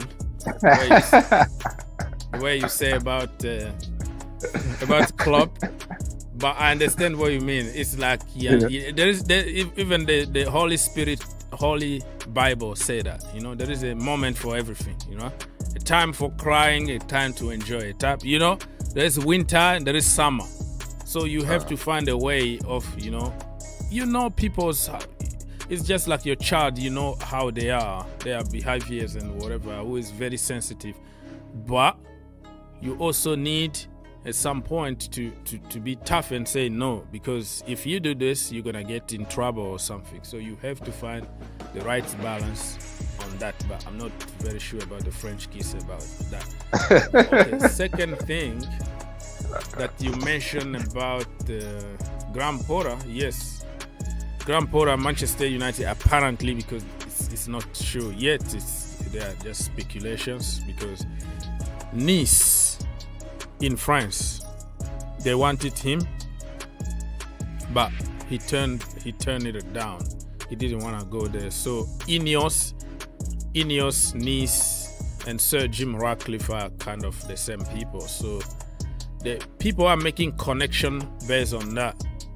But I also think that Manchester United know very well that they don't need a coach like Porter. Let's be honest, a very, very good coach. He's not a good manager. Managing people and egos is a different thing, because he understands. It's just like ask a priest, okay, or a nun. What they call them from the Catholic. They are just so soft people. They just want to make you feel good. They're not gonna hold like, a stick to start beating you. It's just they understand we are human beings and you have to do. Oh man. But if hang on, let me ask you a question. If you are a club in crisis, okay, Man United, let's be honest, they have no identity. They don't know what they are, who their style of play. It's just complete and utterly. Yes, they win games, but they win them all by luck than anything else. So if you, as a new owner, want to rebuild the club, want to create a new identity, I would think that Potter is an excellent choice, because he's going to come in, he's going to weed out whichever players. There's obviously a very rotten core at United, a bit like it used to be at Chelsea until Uncle Todd got rid of the old guard, got rid of just all the old people who used to get managers fired, and he's putting the new seeds. And yes, I know we're struggling this season, but give it time, and that you will see. Chelsea team will be unplayable.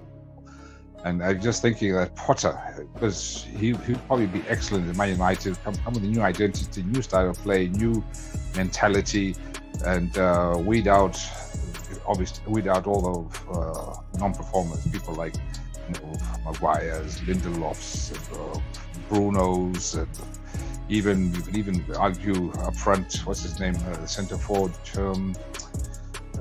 what's his name, Martial. He is the epitome. That guy should have been gone years and years ago. Martial, even Rashford, he's flopping. I don't know. He's too busy, taking care of homeless people or something instead of concentrating on football. There's a lot of players there which are not Man United quality, not Man United standards. They don't live up to, Man United is the biggest club in the world, so you should, when you wear that jersey, you should be on another level. But it seems to be that it's too easy. It's too, it's just easy to quit. There's no dogs, there's no fight, there's no prestige putting on that shirt like how there used to be. A lot of stuff which is wrong. The mentality is obviously the culture. Something wrong. Something happened in the culture of the club there. And look at Liverpool, for example. Liverpool, those players that got there, they're all fighters. They all die for the cause. You don't see them on social media. You don't see them in scandals. They're just hard workers, hard runners, very physically fit. They're just almost like robots. And unlike Man United, when they go a goal or two down, then their heads drop, and then you'll find them losing 3-0 to Bournemouth. Really, come on, man. At home, not even Chelsea loses that badly at home. But that is something wrong there. So Potter, I think Potter would, but obviously they would never give him the chance, because if Man United fans, like Chelsea fans, are very impatient. They want success here and now, so they don't want this like Arteta or 5-year rebuilding, whatever. It's not going to happen in Man United. So basically, I even saw Zidane's name was thrown in there. I don't think Zidane wants to go anywhere near that. His reputation will be spoiled if he goes there. So you'll say no. How do you say no? Thank you in French. You say no, merci. No, how do you say that in French? Yeah, you said it. No, no merci, no merci. So I think I'd rather go to Lyon or somewhere else, than take that job. Now he'll probably go to PSG, won't he? Or does he hate PSG? No, he's from Marseille. He was born in Marseille, and Marseille is just like the biggest. He never played for them, He's just like Mr. France, right? He represents France. He's very well respected there. But the fact that he was born in Marseille, the city of Marseille, and Marseille kind of claim him. This is our son. And because of the rivalry between PSG or Paris and Marseille, it's just kind of very, very difficult, almost impossible for him to get there. If it wasn't for that, he was going to be managing PSG by now. Yeah, because I saw they played fantastic this week, PSG against Dortmund. That was really, really, really. That's the new PSG of really working for each other. Say it again. They play well against who? Dortmund. Well, they didn't score. I mean, they reminded me of Chelsea. Look at the first half. How many chances they created? The guy Kolomwani that everybody wanted him to sign for Chelsea. You know, narrative is good, but you know, when it comes to the realities, it's a different story. How many chances they missed? Barcola missed like, I don't know how many chances. Yeah, they're depending on a 17 years old, 17 years old Zaire Emery to come and save them. But they're creating those chances. There's one Chelsea, we create, bro. We create also chances. We don't score. Would you rather be? Okay, let me ask you a question. Would you rather be Man United versus Bournemouth, where you create 0 chances, you look absolutely terrible, and lose 3-0, or would you rather be Chelsea, create all these chances, miss them, at least you look like you can play football, and maybe lose 1-0? I think I'm going to take the team which at least we're not completely utterly dead. No, that is even more frustrated, man. That for me, I would take even we are crap and we got smashed. At least we know what we need. At least I know we are crap. But don't tell me that we are getting 80% domination, create. That is even more frustrating for me. Like, I will break more computers here in the house, to be honest with you. At least, you know, we are crap. You don't expect anything than knowing it. That is the way I see it. And both ways, it's just bad. Just win, all right? Both ways are bad. At least if you play, you know, crap and you win, that makes you feel like, hey, at least we got something at the end. But you play crap, you lose. You play beautiful football, you lose. It's the same result, you know. Yeah, the but end of the day. If you play lousy and you lose, and you create 0 chances, you don't have no idea, no football IQ, whatever, it leaves you not only devastated because you lost, but it leaves you very worried for the next game. So we have no chance. It's just giving you false hope. It's just like false hope from Chelsea. Oh, we played good against them, then we get, you know, we were unlucky, man.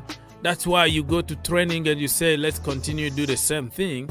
And you go to the next game, you lose again because you are so confident. Oh, we're playing good. It's just lacking goal. You know, we didn't just score. We were unlucky. Those are excuses. I want you to be crap and then go back to train very hard and try to score next game than give you a false sense of security. Like, oh, we are getting to positions. We playing good. We're gonna get there eventually, and you keep on doing the same thing. Yeah, but if you listen to I always so much disagree when I listen to these so-called pundits on Sky Sports and all these big TV stations, and the usual. They have same old narrative. It's so boring to listen to this narrative because they don't know what they're talking about. They don't understand how Chelsea plays. So they all just say the same. Chelsea needs a centre forward. Chelsea needs a centre forward. But it makes no sense to me because if you have a centre forward, a tap-in merchant, whatever you want to call it, he is going to be a luxury passenger. So in other words, you're going to be one man short in the midfield, and or one man short to do the creative to create those chances. So you need that kind of attacking, playing deep, you know, Kai Havertz kind of centre forward. You don't need an old school centre forward as they try to push this narrative. No, Chelsea needs a centre forward. I don't buy. I think Jackson, everybody criticized him, but you look at his work rate, look at the amount of work he does. Maybe he does too much work sometimes in the midfield, but he has to, because the way the Chelsea plays, they'll just be very open, very exposed for the counter attack. So it's both pest and cholera, that guy Jackson. And the problem is often when he's now in the position to shoot or score, he's so tired. The lactic acid is set in his legs because of all the running he's been doing before that, and he hasn't had a chance to breathe or rest his legs before chances come, and this is why he misses. It's not because he's a bad player, but he's just being told to do too much, and that's how I see it. Maybe I'm wrong. Maybe I don't know. So what the point you're trying to make? You say that everybody like me. I know you're talking to me, but you're using like a pundit. Not you. No, no problem. Me, I don't have any problem. You say whatever you want. I don't never care. Said that. Anyway, you never said that. No, I'm with those pundits, bro. You have a clinical guy in front here. You even talked about Diego Costa at the beginning of the show. You have a Diego Costa there. We are talking about something different here. It's something different. You have somebody who can finish those half chances, 10% chance. You know, you have no idea how the first goal can change everything. Even if you've been parking a double-deck bus, the Air Force One, airplane, DC-19, whatever kind of plane you can park there. If you have just somebody who can break that, the first goal, your plan goes out of the window immediately. So we don't always need the players that, everything need to be perfect. You have to be in perfect conditions to score. We don't create enough. Look at us. Blah, blah. I am sick and tired of that. That's why you are a striker and you're getting all the money in the world and all the beautiful girls in the world to do that. I want my striker. Sometime you ask yourself, how the hell this brother managed to score this goal? This is impossible. In this position, you have 5 defenders, man marking you, and he turned a little bit of a feint here, and everybody on the floor, and you score a goal from nowhere. That's how you pay big money for players. And don't tell me today that you pay 150 million on Enzo or Caicedo or whatever it is, and then the conditions need to be perfect for them to perform. No, you pay big bucks for people who will make the difference when nothing is working for the team. They call them game changers. You know, out of the blue, Eden Hazard is going to dribble past everybody and score a goal, and the game is completely different. So I don't agree with you on this one.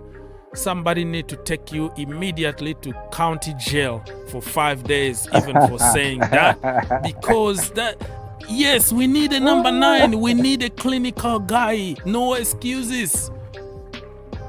But what you need is Broadger is probably a better centre forward because he's not afraid of defenders to get the physical contact, the physical battle.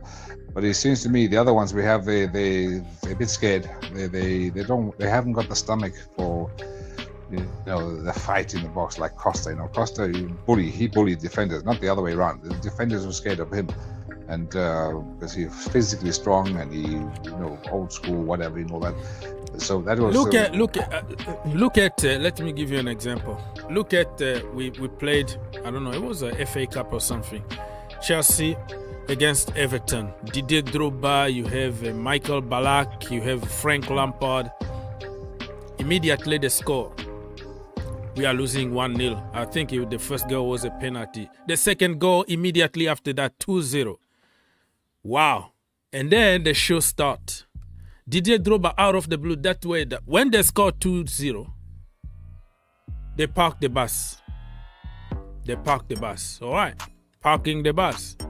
We tried everything. Nothing is working. An amazing pass from Frank Lampard from somewhere. Didier Drogba at the edge of the back. He chested it. He turned. Bam! Left foot. I think it was left foot or whatever. Top bin. Out of the blue, like you don't know even where this ridiculous goal is coming from. And then Michael Ballack, bam, second goal, and third goal, Frank Lampard, I don't know, from 60 yards or somewhere. Like, bam, that's how the player are. And then we won that game like 3-2.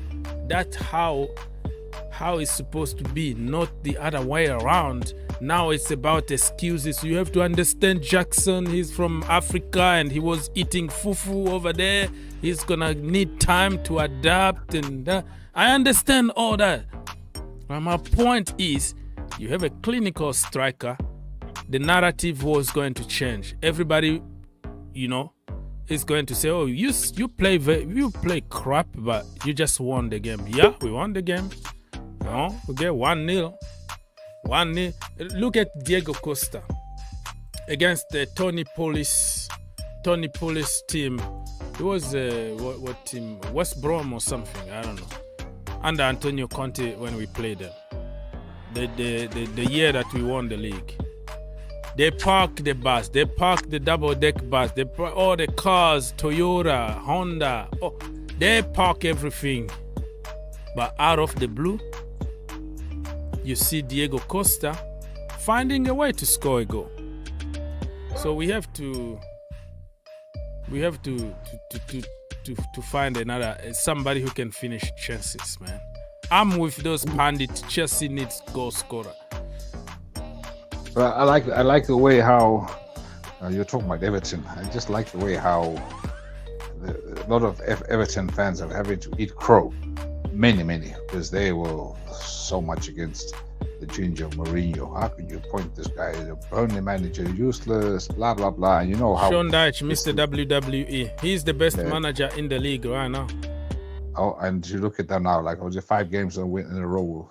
They won 4. 4. And they looked very, very solid. And look at the type of players he's brought. They're very strong, old school, tough guys, what have you. And yes, they got 10 points deduction, but they look like one of the best teams in the Premier League. After the 10-point were deducted, they already got 12 points. 12 points already, so that like they're like keke. They show you the middle finger. Like, we don't care. Everybody is going to war here. And we have a siege mentality. The world against us, we're going to show them what we can do. And Sean Dyche, no many people give like British managers credit because they need to be a foreigner. It need to be somebody with exotic name from somewhere.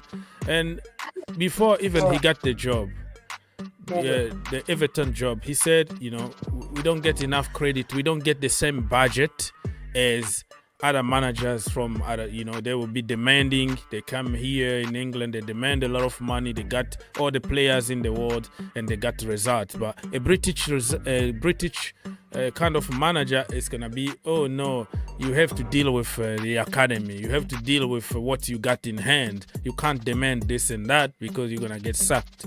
So his football pretty much adapt to the conditions. This is what we got. This is your budget. You can't do anything. So you understand his kind of football is going to be to try to stay in the Premier League to get the result. But now you can see that the guy, he's not even parking the bus anymore. Sean Dyche is going for you. He's going to dominate you, suffocate you, and kill you. That's how he is. Before we knew that he's going to park the bus, frustrate you, throw some balls in the box, tell people that they have in set pieces, and then they nick a goal, and then they close the shop. But now you see the other side of the coin. He can play ball. Like now they are playing the most beautiful football in the country, and they are scoring goals, and it's everything that you want to see in a team. If you have time someday, go to YouTube, watch interviews. There's about an interview about 50 minutes. Sean Dyche, sit down interview, and watch him start talking about football tactics, and you think, what? This guy, he knows football. He's not just long balls and Sam Allardyce, whatever. No. He knows about the spaces and what have you. He's very, very super intelligent man. You'll be very shocked because, when you hear him speak calmly and be interviewed, this guy has a very high IQ. It's not by accident. It's just that he was at Burnley. Obviously, they had no money, so they could only buy cheap. And I don't mean this disrespectfully, but they didn't buy top shelf players. Yeah. and at Everton, at least they seem to have a little bit more money. They can buy maybe a little bit higher quality players, and you can see the results. So if you imagine Sean Dyche at Chelsea or Man United or one of the top clubs, I think he'd be. Yeah, you give him the same budget that you give to foreigners, you will see him play in the same level. Let me, Mr. Kanye, I'm coming to you. Let me just remind people that Arsenal and Brentford still 0-0. Brentford or Brighton? Brighton still 0-0. 45 minutes plus 2, so there's some added time to go on. West Ham. Brentford against Aston Villa is 1-0 to Brentford. I think that was like a handball or something. So Aston Villa are losing in the 45 minutes plus 2. West Ham are leading 2-0 against Wolves. And the last game is going to be between Liverpool and Manchester United. You have the timer. If you are watching from YouTube, you're going to see the timer on the screen. Who's Kudus from West Ham? Who's this guy? He's Kudus, Mohamed Kudus is my brother from Ghana. He used to play for Ajax Amsterdam. Oh, 2-0. 2-0 Brentford against Aston Villa. Oh my goodness, this is ridiculous. Mr. Good evening. What is happening today? Good evening. Mr. Good evening. I don't know if that goal was probably is an offside goal. The VAR need to be the VAR. Let's check on. Yeah, that is offside. To be honest with you, it's offside. Okay, Mr. Kimo. Yeah, Oaks. Yes, sir. Oh, my brother. How are you? Yeah, we are here. We won a game. We are back again in the business. We're gonna win everything now. What a boring win. Yeah, it's a win. It's a boring but win. Yeah, at the end we take the 3 points and move. Right? Thank you. Yeah.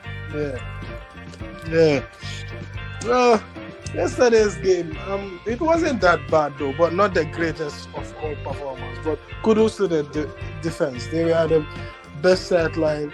They were the bad in the team yesterday, and Gallagher also. He was amazing. I don't think he's given the credit that he deserves, man. No, because he's Gallagher, right? If Enzo Fernandez put those kind of performances, you will see how many highlights and how many praise. It's gonna be, oh, Jesus is back on earth, right? Yeah, but it's Gallagher's. People are just waiting for him to make a mistake, so they say, "I told you so." Yeah. If I have to be honest, he's our best midfielder leading. Yeah, so far this season by long. We just have to be honest enough and say how it is. Yeah. And also kudos to Cole Palmer. That boy's footballing IQ is high. Yeah, he's good. Cole Palmer is good. Yeah, he's just an intelligent player. Very, very intelligent. I think he's like a step ahead of the opponents, or even a step ahead of our own teammates. Let me say. It's good. He's small in stature, of course. People say he needs to get some muscle, but I'm against that. I'm against people forcing muscle in their bodies. Modric got muscles. Modric got the muscles, but let us see his football. Yeah, he's playing like trampoline. Sometimes it just have to be smart on the pitch. You don't have to be big. Yeah, that's true. A professional win, we take it and move. Yes. That's so true. Mr. Gordon. Henry, are you there? Hey guys, thank you again. It's good to see you. So yes, I don't know which topic you guys were at, but about the win yesterday, well, you want to celebrate it, that's good, because who knows when the next win will come. So celebrate the one that you can, because it might take another 4 or 5 games and then you get another win, or it might take, we might just get lucky and get consecutive wins, but you never know when wins come these days. So whichever one comes, we're gonna destroy Newcastle on Tuesday or Wednesday. What day we play again? Tuesday? I think it's Tuesday. Carabao Cup. Newcastle, this is our time to take our revenge. Nicholas Jackson, hat trick. How about that? Well, I don't think. What's that lady's name? I don't think that charm will work this time. Anyway, the goal is, Astrid. and unless he gets the kind of goals that he scored yesterday, which will be the easiest goal that he will ever score. But I mean, we'll see. We'll see. I just wish. I wish that the coach could put, in yesterday's game that Chelsea totally controlled, that the coach could at least bring those players like Alex Matos. Let's see them, because I heard that guy is really. I've never really seen him play. Yeah, I feel sorry. I think it's really good. Madsen also, man. Yeah, he could have even given them more minutes. I don't know why he treats that guy. I don't know. People like Madsen, we are going to, we are letting them leave, and hopefully we don't regret later, because that's what's going to happen. They regret it. Exactly, because Cucurella is out for what, 3 months? I was seeing something like 3 months. So instead of putting people in their natural position, yesterday the entire back line was covered by centre back. Then you have a left back there sitting, because you don't consider him a centre back, because I don't know, you kind of dictate what his football looks like. Yeah, I'm not happy about the way Pochettino is treating people like exactly him, and even Naoni Madueke, and they need a chance, man. They need an equal chance. I mean, put them in the field. Like that game yesterday, it was.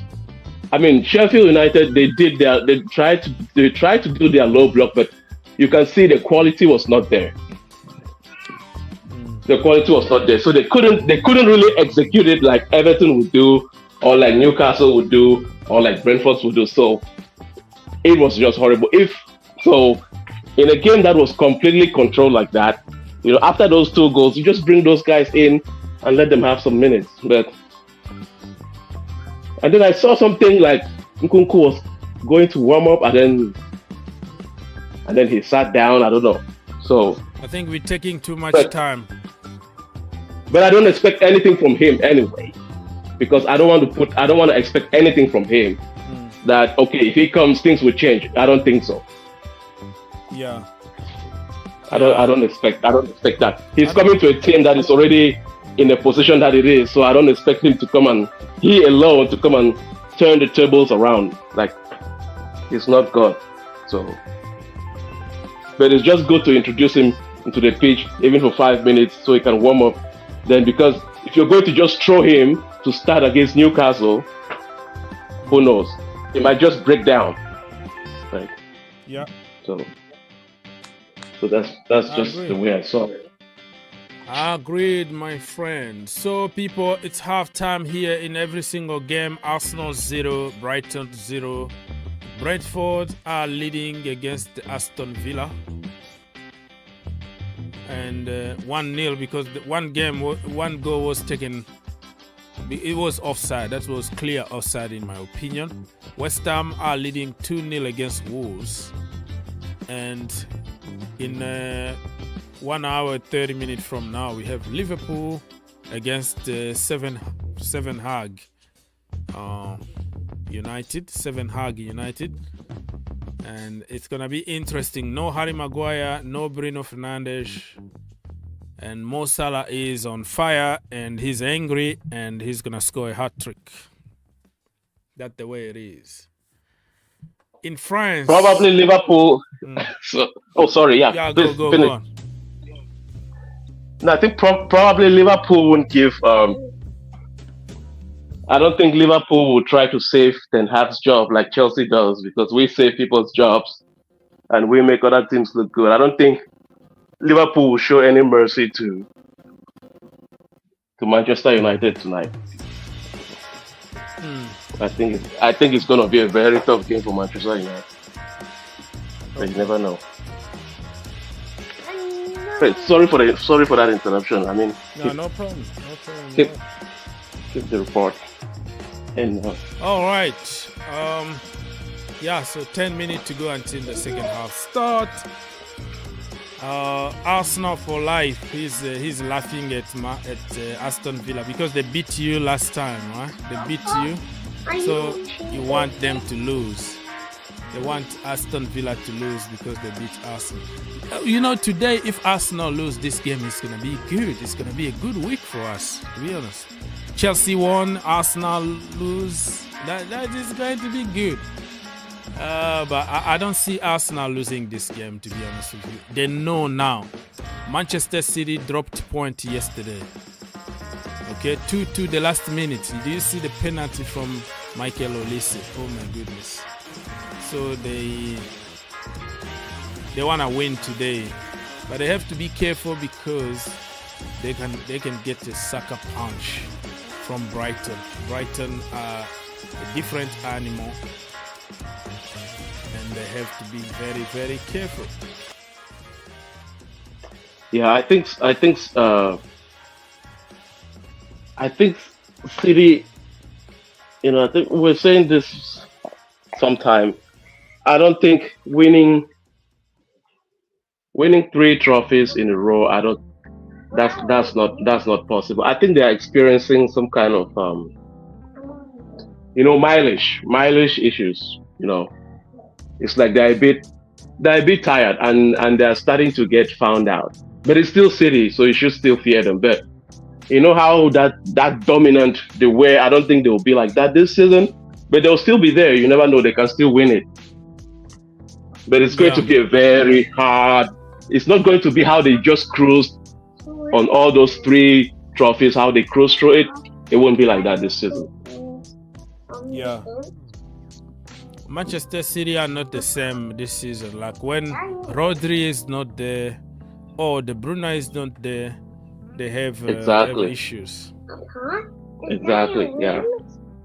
So, and ever since that game too, ever since when they play, I think after they played against us, they also went on a draw or lose streak. Papa, is Yeah. that your ring? Yes, that's my ring. Yeah, so it's like Is that your ring? no, maybe Chelsea did something to them like they did to Tottenham, but Tottenham came back to win. And the good thing about Tottenham is they had accumulated points very much earlier in the season to the fact that even though they lost like 3 in a row. Yeah, they were still up there. They still had some money in the bank. Exactly. They're still, so they are still there in contention for the title. So that's good for them. I like their consistency. Even the games that they lose, you still see that they are consistent in how they play, and that consistency it pays off eventually. So when they start having their players, those key players back, like the Van de Vens and the Madisons, they are going to be a very tough team to challenge. And Postecoglou, I think, is working on adding just 1 or 2, not like us when we added 7, 1 or 2 people in that squad in January, just to strengthen it again, just to add a little bit of spice on there, and then they move on. It's like, and then this is this guy, what's it? We are going for. This is one of the things that I don't like about this Oh, you're this talking club about that we Chelsea, support. like transfer target? Yeah, we are going for this.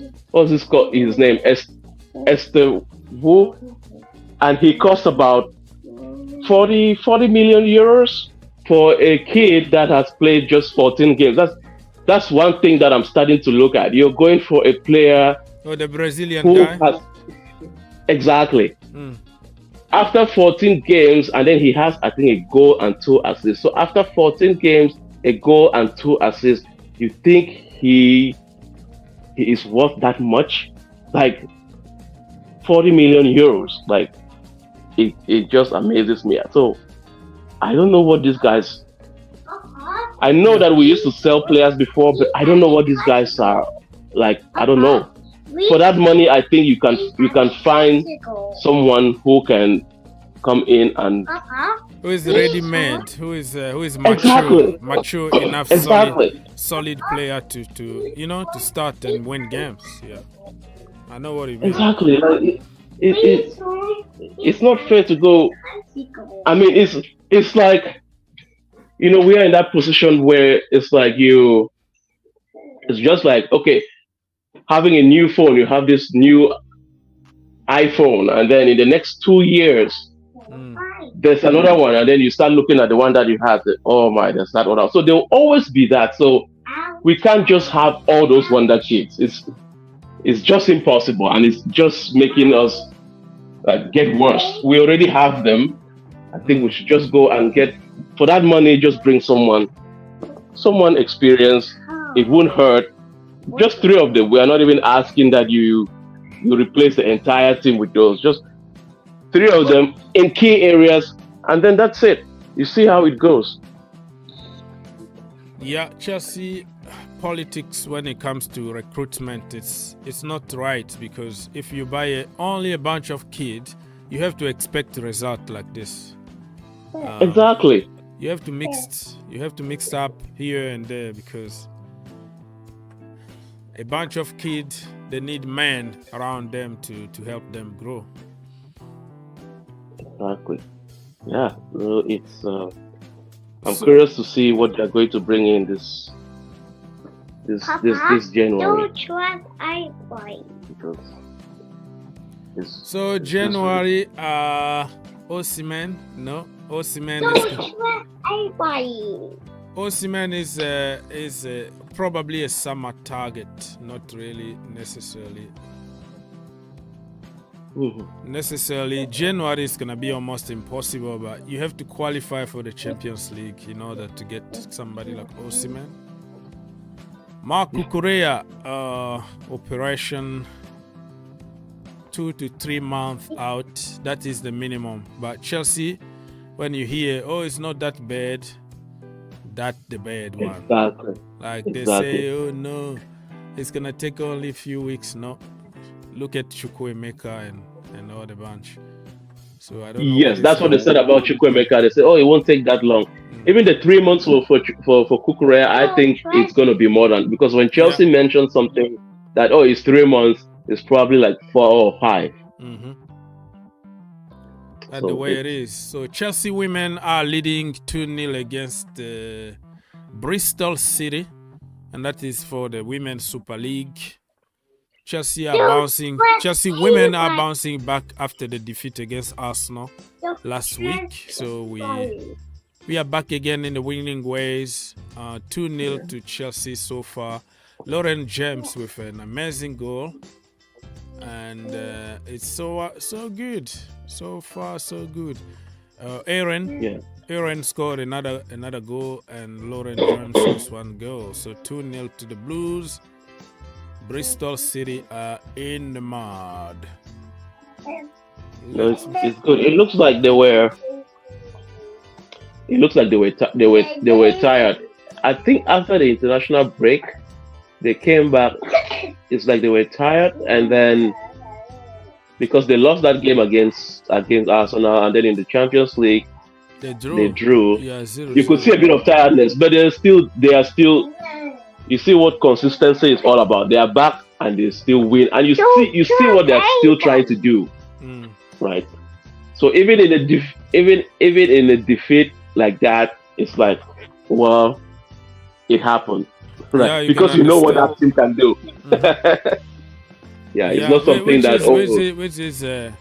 which is different than the main team, because Chelsea main team, you don't know what you're gonna get. Exactly. Like yesterday, I was like, okay, now this team they have nullified Chelsea in the front 3 until halftime. Let's see what's going to change. Are they going to come now and attack like what Brentford did, or like what Everton did? You never know what to expect. But the team is mostly predictable. for most of the time.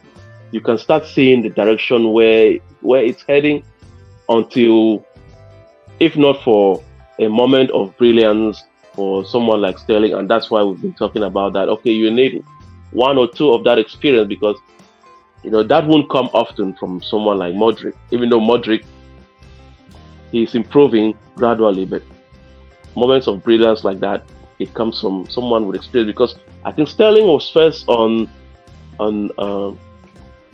I think he was on the left side. He had to switch position, and then that worked, and then that goal came in. So yeah. So let me report something here. The game just restarted. The second half, 45 minutes for Arsenal to win this because they have to take advantage of Manchester City slump, so they can create some cushion here. The Hammers, Mohamed Kudus. This is Chelsea might regret a lot for not signing this guy here, Kudus. He was ready for the Premier League. If you look at them, the kind of goals that he's scoring in the Premier League is just ridiculous. Oh yeah, that's true. So yeah, the second half, let's wait and see what is going to happen. The first half was Arsenal 0, Brighton 0, Brentford 1, Aston Villa 0, West Ham 2, Wolves 0. So second half, 45 more minutes, and then we're gonna see what is going to happen later on with Manchester United. All right, let me go back to. Yeah, I'm hoping that Aston Villa wins, because those teams that if Brentford wins, then Brentford we're gonna go back to I think 11 or 12, I think. Oh, so yeah. Wolves is losing. Yeah, so those teams, I'm hoping that they lose so that we can stay at least 10. Otherwise, we'll just go back to 12. It's just We are switching from 14 to 12 to 10. That is the bottom part of the table is where we belong now. This is really ridiculous. Shame. It's So I'm hoping Aston Villa can continue with that form and beat Brentford. I think that they're playing away. So I wish the wheels on. it's So it's just. I want the wheels on. It's just really cool. Yeah, so I'm hoping we can slow down on those wonder kids. And I think these guys, they know exactly what they're doing.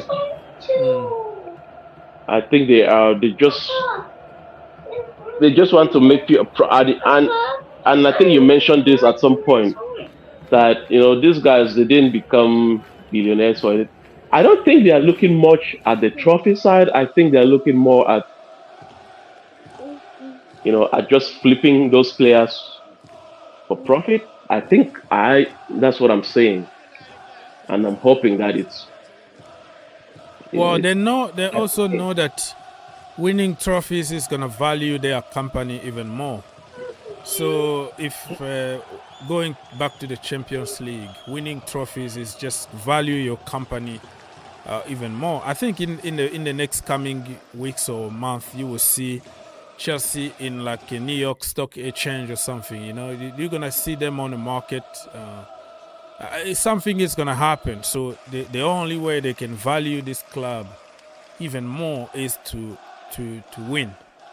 Win is gonna bring more fans. It's gonna bring you more business. They know that because they've been doing it with the Lakers, and where Todd Boehly got the share, and also the Dodgers.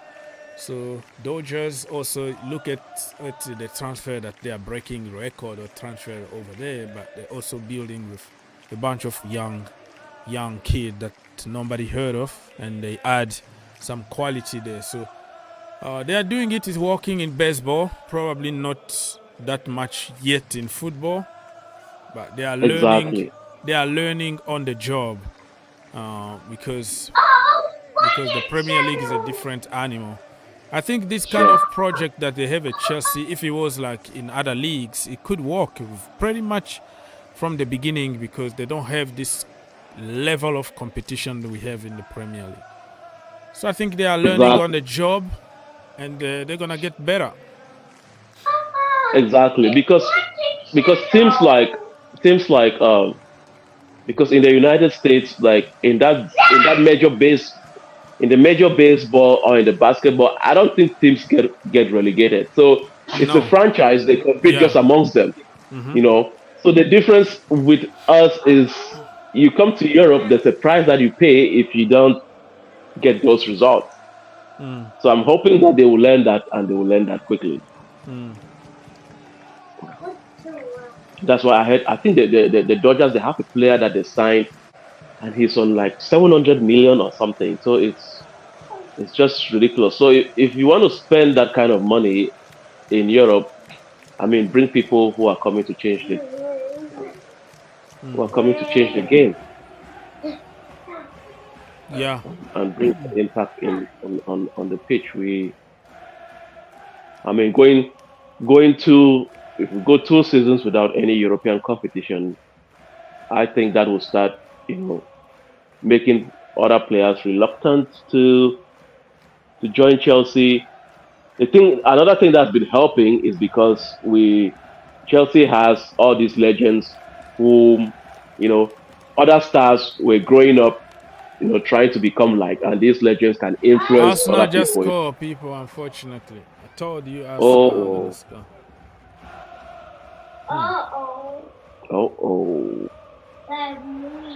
Arsenal. Is it Kai Havertz?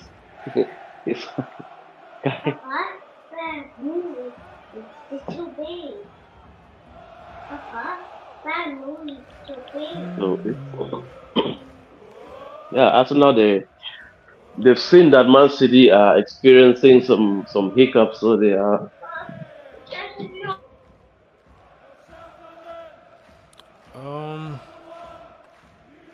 Yeah, I so think they are it's a going for it. non-goal or Gabriel Jesus or something. Oh, okay. It's a non. What? It looks like a Jesus or on goal. Wait. Oh, Jesus. Jesus was in the far Maybe it's post. a no. Wow, this is short guy can score a header. Exactly, and Jackson can. Jackson Jackson is awful. somebody who is awful. I don't know if he ever even touched the ball with his head in his entire life. It just is so ridiculous. Like simple heading, like nod, just nod it.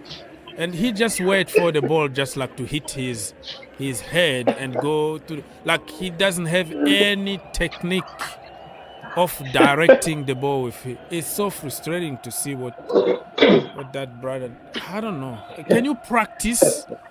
Just practice a little bit. You know? I mean, I understand. I read he didn't even go through an academy. He's just a raw guy. But at least you're in a team now that has all the facilities for you to train and try to use your head, bro. It's like, you can't trust this brother to score with his head. It's like his head is like equal to Enzo just shooting in the stands or something. It's crazy. So yeah, so I'm hoping.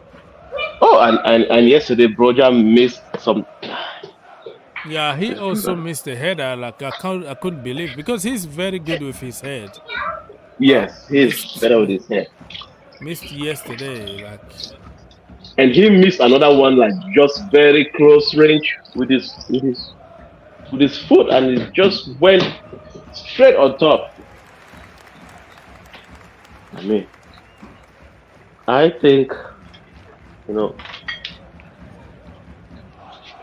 Poch can tweak. He can tweak. Sometimes I think Poch can even play these two guys together on the. I think for a bit they played together on the pitch, and they're a different kind of.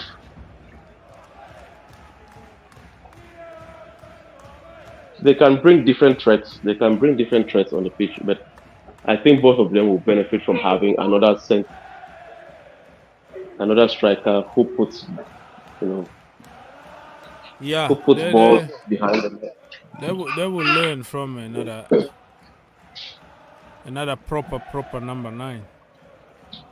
I mean, as much as I don't like tweaking lineups too much, but sometimes you can try something to have 2 strikers up there, like how Inter used to use Martinez and Lukaku up front, because they both had different profiles and they provided different kinds of attacking threat. And even at Villarreal, there were times where Jackson will play more on the side than in the middle. So it's personally, I still think he's a kind of striker that when he grows will still need, because he's that person who doesn't he likes to drop deep and get involved in the play. I'm just wishing that he could learn to finish chances more. But if again you look at his match, his games, and the number of goals he had,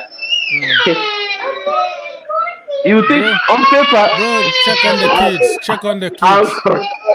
Check on the kid first, man. Yeah. Mute yourself and check on the kid. I think they are fighting. They are fighting a war in the house here. Yeah. So if you look at his goals, I think last season we only had, I think our highest scorer was Havertz. I think the entire season 7. So yeah, I mean it just shows he can improve, and if he keeps just trying to find himself in the right places. Sorry about the background noise there. No, it's not a problem. It's just like I don't want them. Don't take your eye off from them, because it's good. They can hurt each other or they can hurt themselves. But oh man, so Arsenal are dominating at the moment. Jesus, how the hell Jesus can score a header? Which team are they playing against again? Sorry. Brighton. Okay. Yeah. I'm hoping Brighton can come back to the game and get a draw. This way.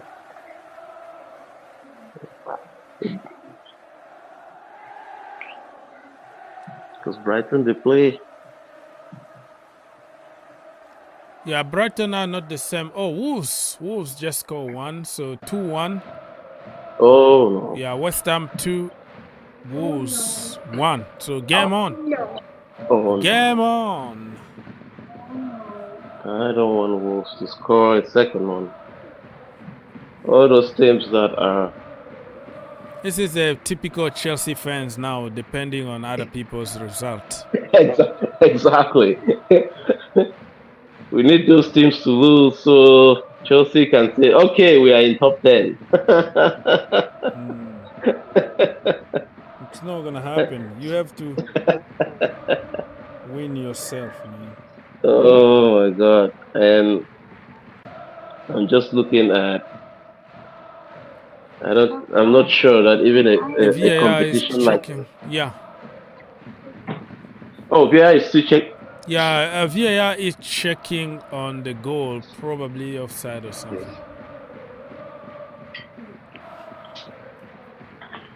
Yeah, it's.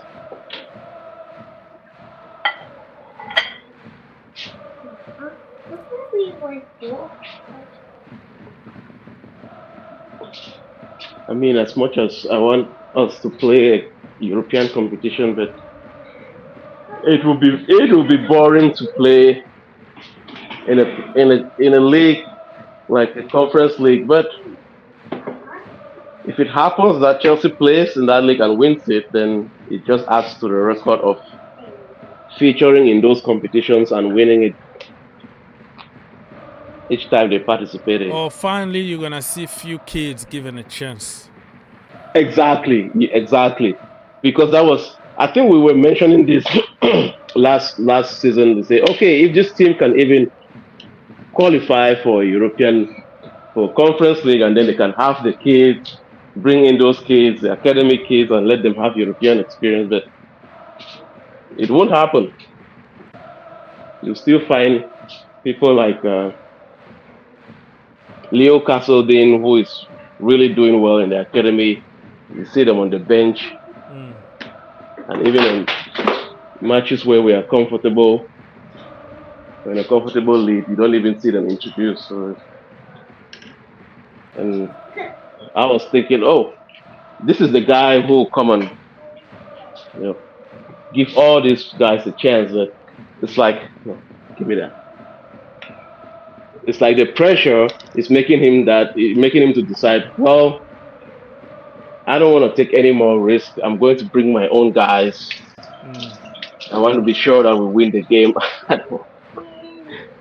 So, I don't know. Like in the past 10 years, I can't remember which player of whom we took their game to the next level. I can't really. We don't develop people. We just blame them. We are very ready to blame them. You play them out of position. You play them 5 minutes, 10 minutes there, and then after that, oh no, he's not good enough. Like if you look at statistics, they might tell you Jan Madsen started 10 games this season. He played 10 games this season. If you look at the 10 games, like yesterday he came on in the 90 minutes plus 4. So two minutes to go until the end of the game, right? And you know what statistics are going to tell you? Oh, he played a game and no assist, no goal, no nothing, right? And for people who don't watch game, who don't know the context behind the so-called games, are going to tell you, oh, he's crap, look at his statistics. Those statistics are just useless, stupid. So how can you say somebody played a game while he came in added time? 90 minutes plus 4, 2 minutes until the end of the game. How that is supposed to be a game? How can you improve? How can you develop while you don't play games? So it is what it is, man. It is what it is. 63 minutes in my location, still 1-0 to Arsenal. Gabriel Jesus, far post header. Nobody was marking him. And Arsenal really does that often, like the far post. They target always, they score from the far post because somebody is always there. And many teams just forget about that post. Like, go there and mark. Chelsea is the worst. Chelsea is the worst at doing that. They just forget that. Always.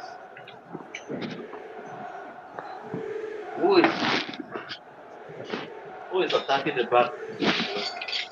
The back post with nobody, and someone just comes out of nowhere and scores. Arsenal, they take advantage of that. Even you see how Trossard just scored against us in the dying minutes. But they try to explore. It's like many teams have those weaknesses. Chelsea's part is really noticeable.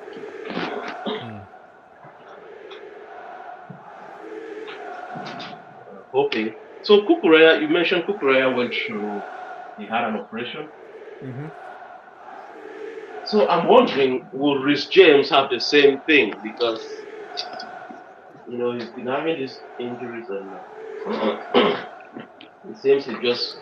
Yeah, Reece James, it depends. It doesn't depend on him to have an operation or not. It depends on doctors, and if they decide to go for it, let's just call this season out. Get him proper treatment, and let's see what's gonna happen next season.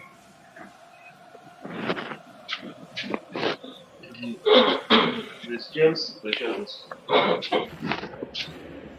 it's really something to I read somewhere that since Chelsea won the Champions League, James has only played 17 full games. He already missed like one. Like if we go in terms of how many games there is in a season, he already missed one full season since the Champions League. That is crazy. That is really crazy, and that is not good, you know, for to have a captain who is not available. And that is really something that is medics should talk about. Yeah, what I don't want is like to sound like it's his fault. Like I don't want to blame him. Like I don't want to blame him. Because even this time we like in some cases they'll say, oh, probably you rushed him too much. But this time they try to manage him as much as possible, you know, for him to start slowly and then he got it again. So it's, I don't know what the medical recommendations are. Whether he should just get the surgery and get it done. Yeah, it's a tough one. I feel bad for him because mentally it can break him, and you know these are the things that will make you. You know, at some point you decide you don't see. You know, I don't want to say it will reach to the point of becoming like, you know, having those knocks and those injuries, and then becoming the case of that when you reach a certain stage where you could still be in the game, and then you just decide, well, your body can't take it anymore. He hasn't even reached his height yet. Yeah, he hasn't. Come on. So Arsenal got a corner kick.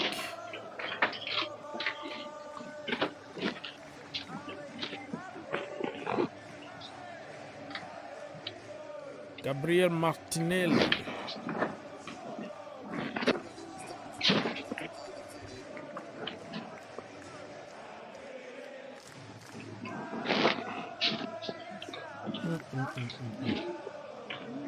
So I read somewhere that Graham Potter is they've approached him at Manchester United.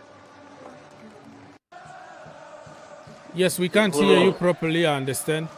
Graham Potter is going to Manchester United, you mean? Yeah, I read somewhere that Manchester United approached him.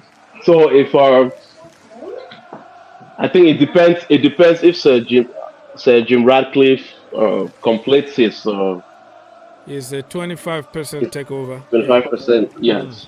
That he's a fan. Yeah, it's still in a speculation level.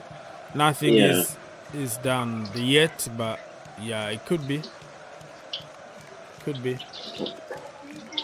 So when I hear Pochettino these days, he just sounds like that guy, man. So it's he's becoming Porter, right? He's becoming like Graham Potter. It's Graham Potter's friends. He gave everything. How the hell did they give everything against Everton? The boys gave everything. Yeah.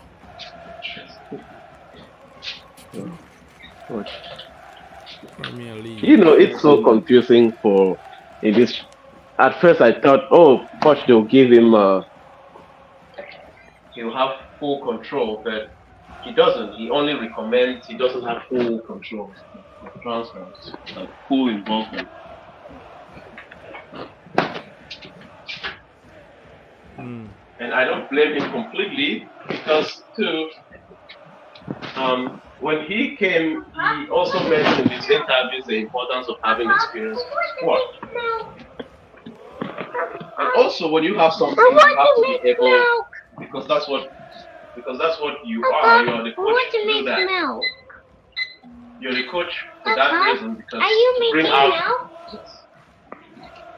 you're supposed to bring out the best in people. So on one hand, that is his job, to take people and make them better than what they are or what they look on paper.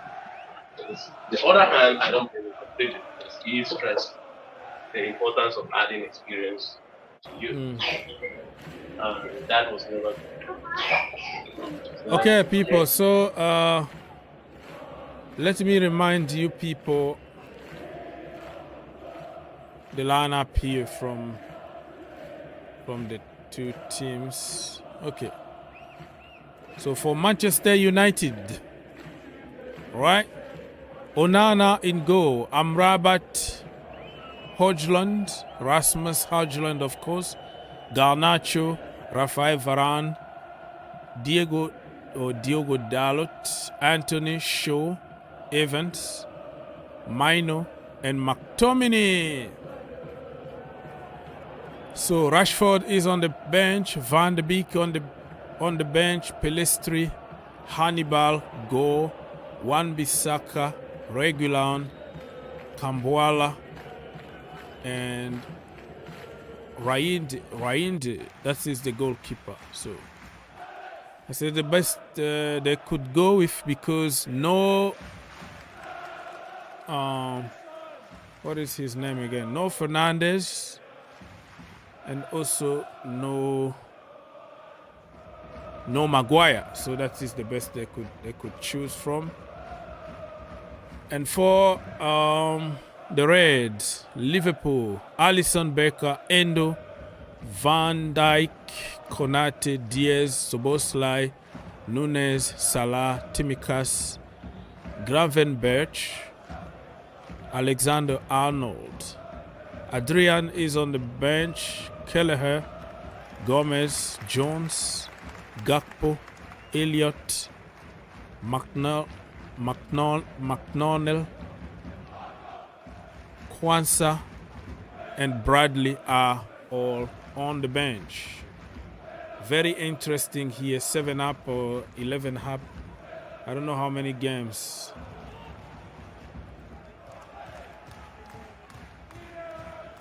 Good afternoon, Mr. Ebenezer.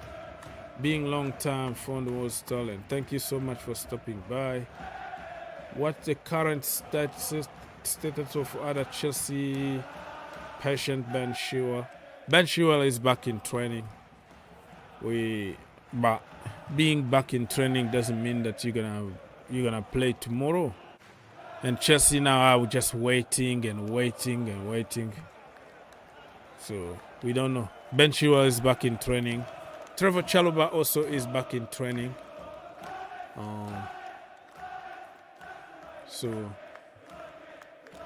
But it's gonna take time. Wow, Arsenal are trying to cook here.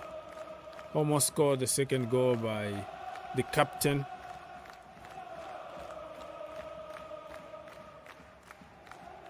How could he miss that? Odegaard. He was lucky. It was a deflection, lucky. Bam, bam, bam, and whoo!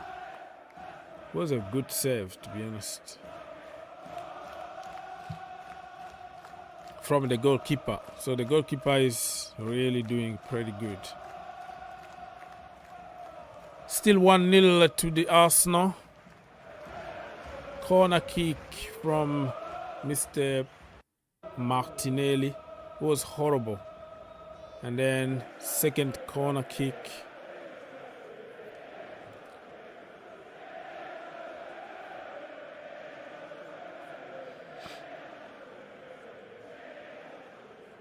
Second corner kick.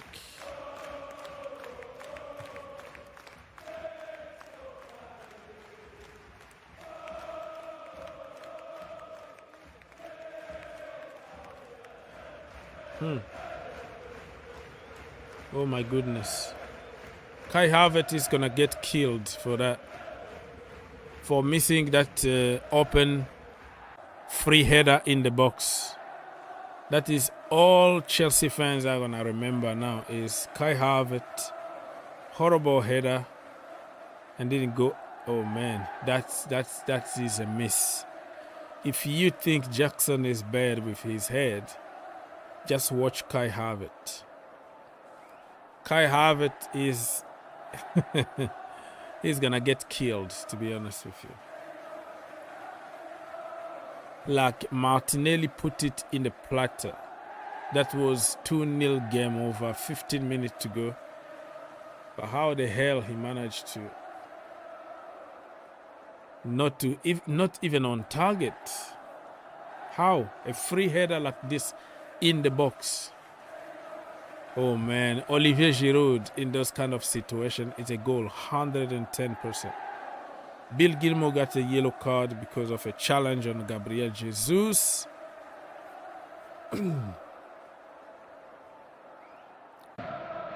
Yeah. Biliesta was like, no, it's not a foul. Biliesta, Bill Gilmour, man, my boy. Made in Cobham. 76 minutes, people. 76 minutes. Very good game of football. Arsenal just want to go back to the winning ways. Nick a goal and go.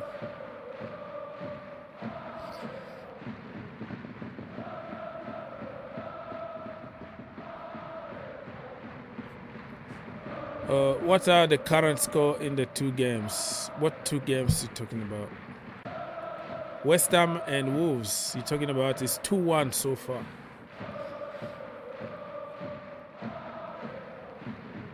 And for Aston Villa game. Oh, come on! Come on! What the hell? Martinelli is having all this time, man. Nobody's marking him from the left-hand side. What the heck?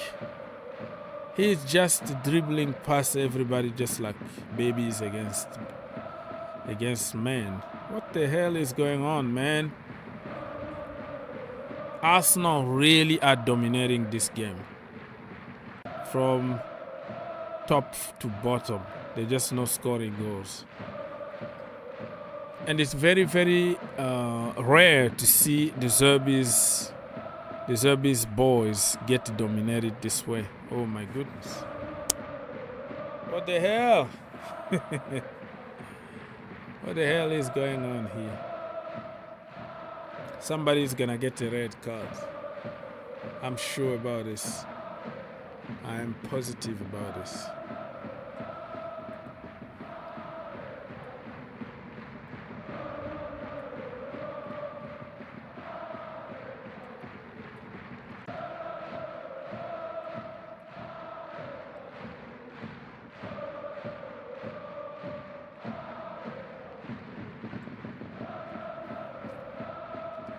Danny Welbeck.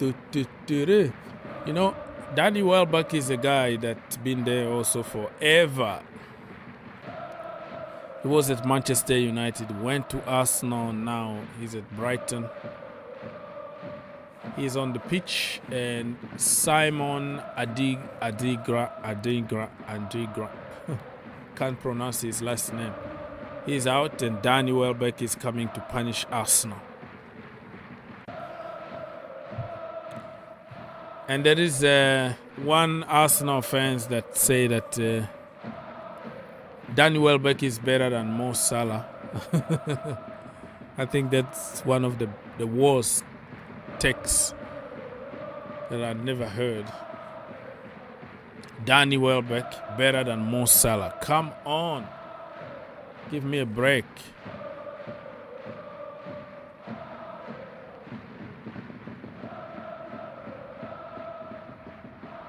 Kai Havertz is playing good today. He just missed the sitter. A free header in the box, and he skied it. Wow, wow, wow, wow, wow. And that all people are going to remember today is that free header that he missed. Because it's drama, right? We are living in a world of drama that you can't judge people in general. You just need to pick what is going to make your narrative. Come on, man.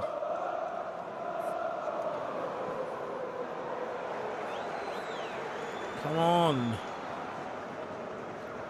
7 up. Oh, what are you doing, Kai Havertz? Trying to lose or try to waste some minutes? Yeah. Eddie Nketiah is in. Nketiah is coming on. Gabriel Jesus is going.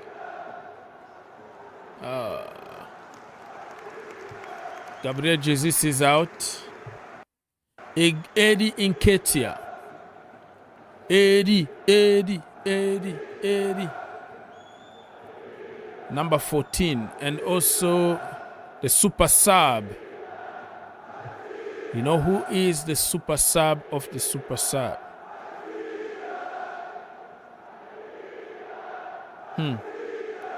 Very, very interesting. Trossard is in. Martinelli is out. So they have 10 minutes to make a difference here or help Arsenal lose. Can you imagine if Arsenal concede a goal now? It's going to be, Arteta made very bad subs. Because the manager is always, it's always a lose-lose situation. Every change that you can make, if you don't get a result, people say, why did you do this? Why did you do that? If you win the game, oh no, the game management was good and look at the masterclass, bro. Those people, those things are just random things. It could work or not. There's no like exact science when it comes to making change. Whoa! How the hell Pascal Gross didn't score that goal? How the freaking hell? Tell me. Wow. Missing that kind of opportunity is just like, is that a curse or something? Look at that. Joao Pedro, amazing pass to Mitoma. Is that Mitoma? And what a cross. What a cross from outside the boot. Bam. He cut it inside. And Pascal Gross, instead of like scoring, he didn't. Completely off target. But Arsenal can feel it now. You see the fear in Arsenal. They know they might lose it. Arteta is getting even more nervous at the moment. And Brighton are really pushing. They are playing very good at the moment, to be honest with you.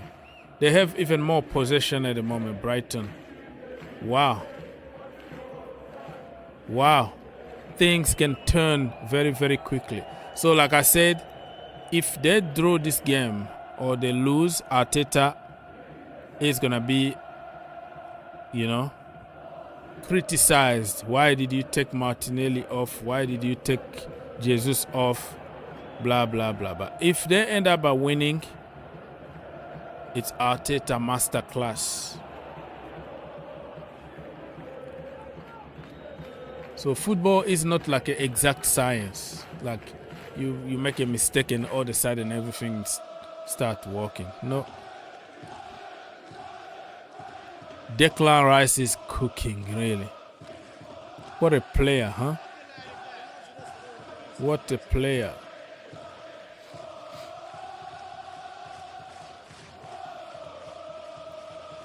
Oh well, oh well.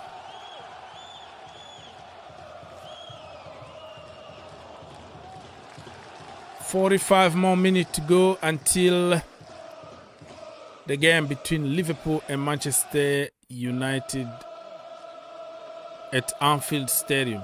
So Anfield Stadium today, they're going to have more than 55,000 people because they opened another stand. So it's going to be more people today. Interesting to see. To witness 7-Up. This game could go either ways. Arsenal might nick another goal here and the game over. Or they can get a sucker punch from Brighton. Brighton are doing good so far. The final third is costing them at the moment. They can't score. Arsenal kind of parking the bus a little bit. Come on, Arsenal. So people, don't forget that we're gonna be tomorrow here early in the morning. I think it's gonna be the Champions League draw. Yeah.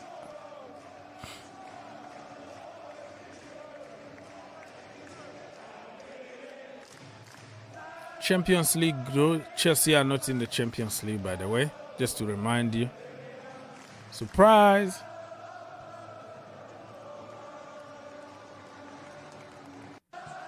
All right, let's go.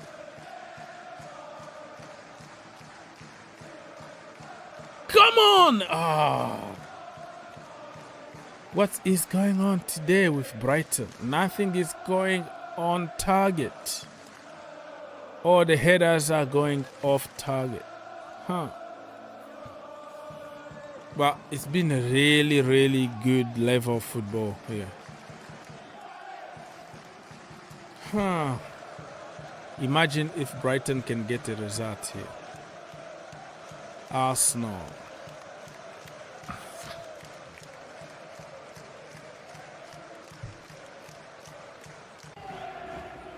If Arsenal win today, it's going to be so boring. I only watch their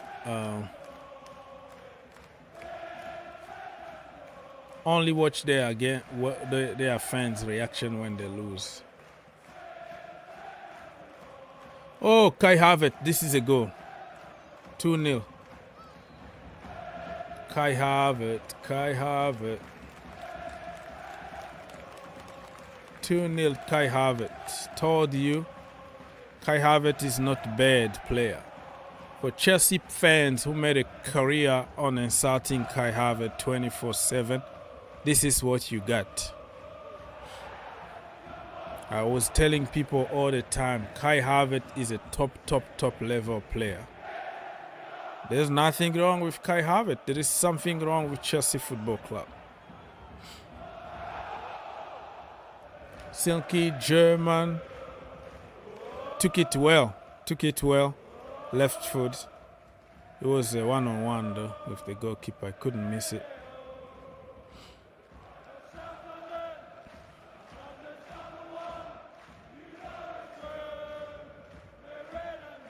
Kai Havertz.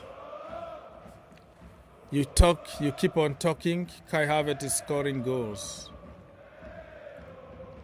You can say whatever you want. It's not going to change anything.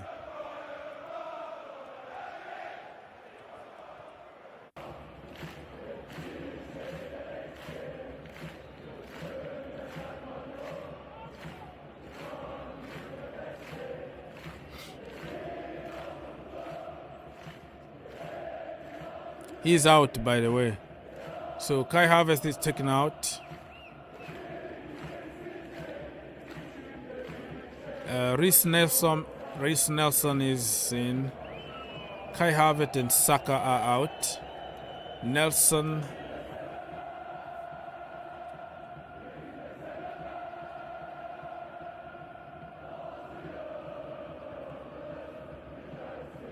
Yeah, I think Kai Havertz is going straight to social media, because every time he scores, it's just like he's gonna get on social media to tell people I told you so and stop talking kind of message. I'm so happy to be here and stuff like that. Come on, you Gunners. That's what he does.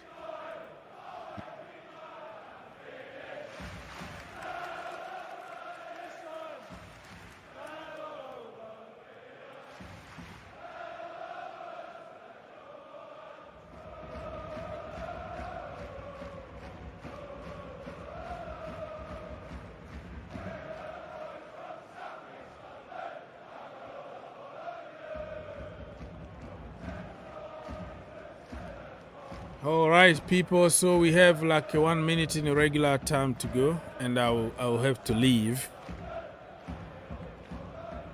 and come back. I don't know when, probably tomorrow for the Champions League draw.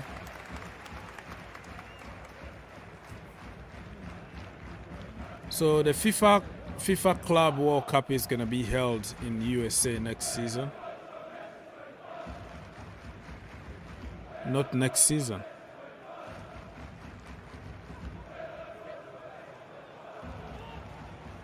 What just happened? Reece Nelson.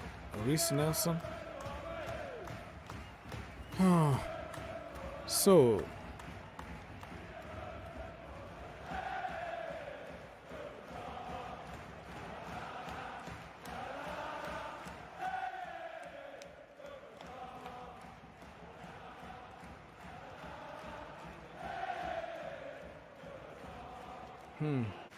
So FIFA World Cup 2025 club confirmed that blah blah blah blah blah.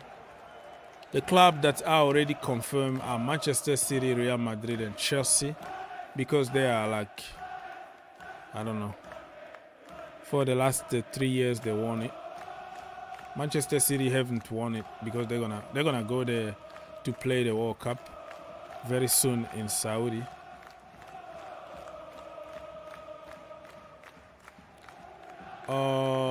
Bayern Munich are confirmed, PSG, Inter, Benfica, Porto, and 4 more clubs will be confirmed very soon. So you see what they're trying to do here is just to get the elite club that can bring money and make it a bigger tournament. Hopefully by that time Chelsea are gonna be in a good level. To compete. Kai Havertz, the silky German.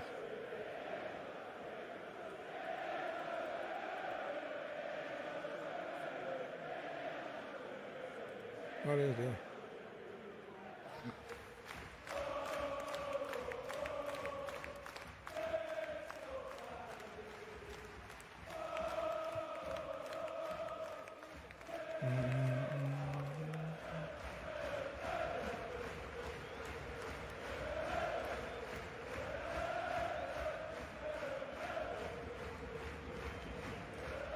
Six minutes added. They already played 2, so 4 minutes to go, people.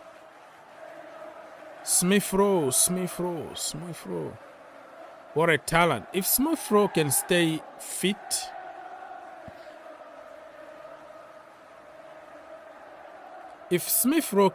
fit, he's gonna be a very good player. I feel sorry for the kid, man. He's just struggled with a lot of injuries. Zinchenko is out. The game management here is good from, I think that is Kiwior. Kiwior is in, Zinchenko is out. Game management very good.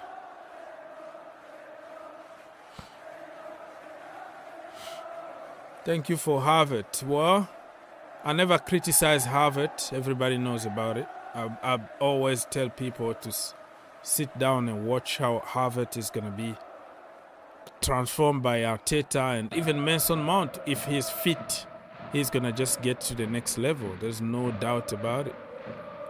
But Chelsea fans, we always look for a scapegoat and blame players for everything instead of see the big picture. So many players struggle at Chelsea. It has nothing to do with the players.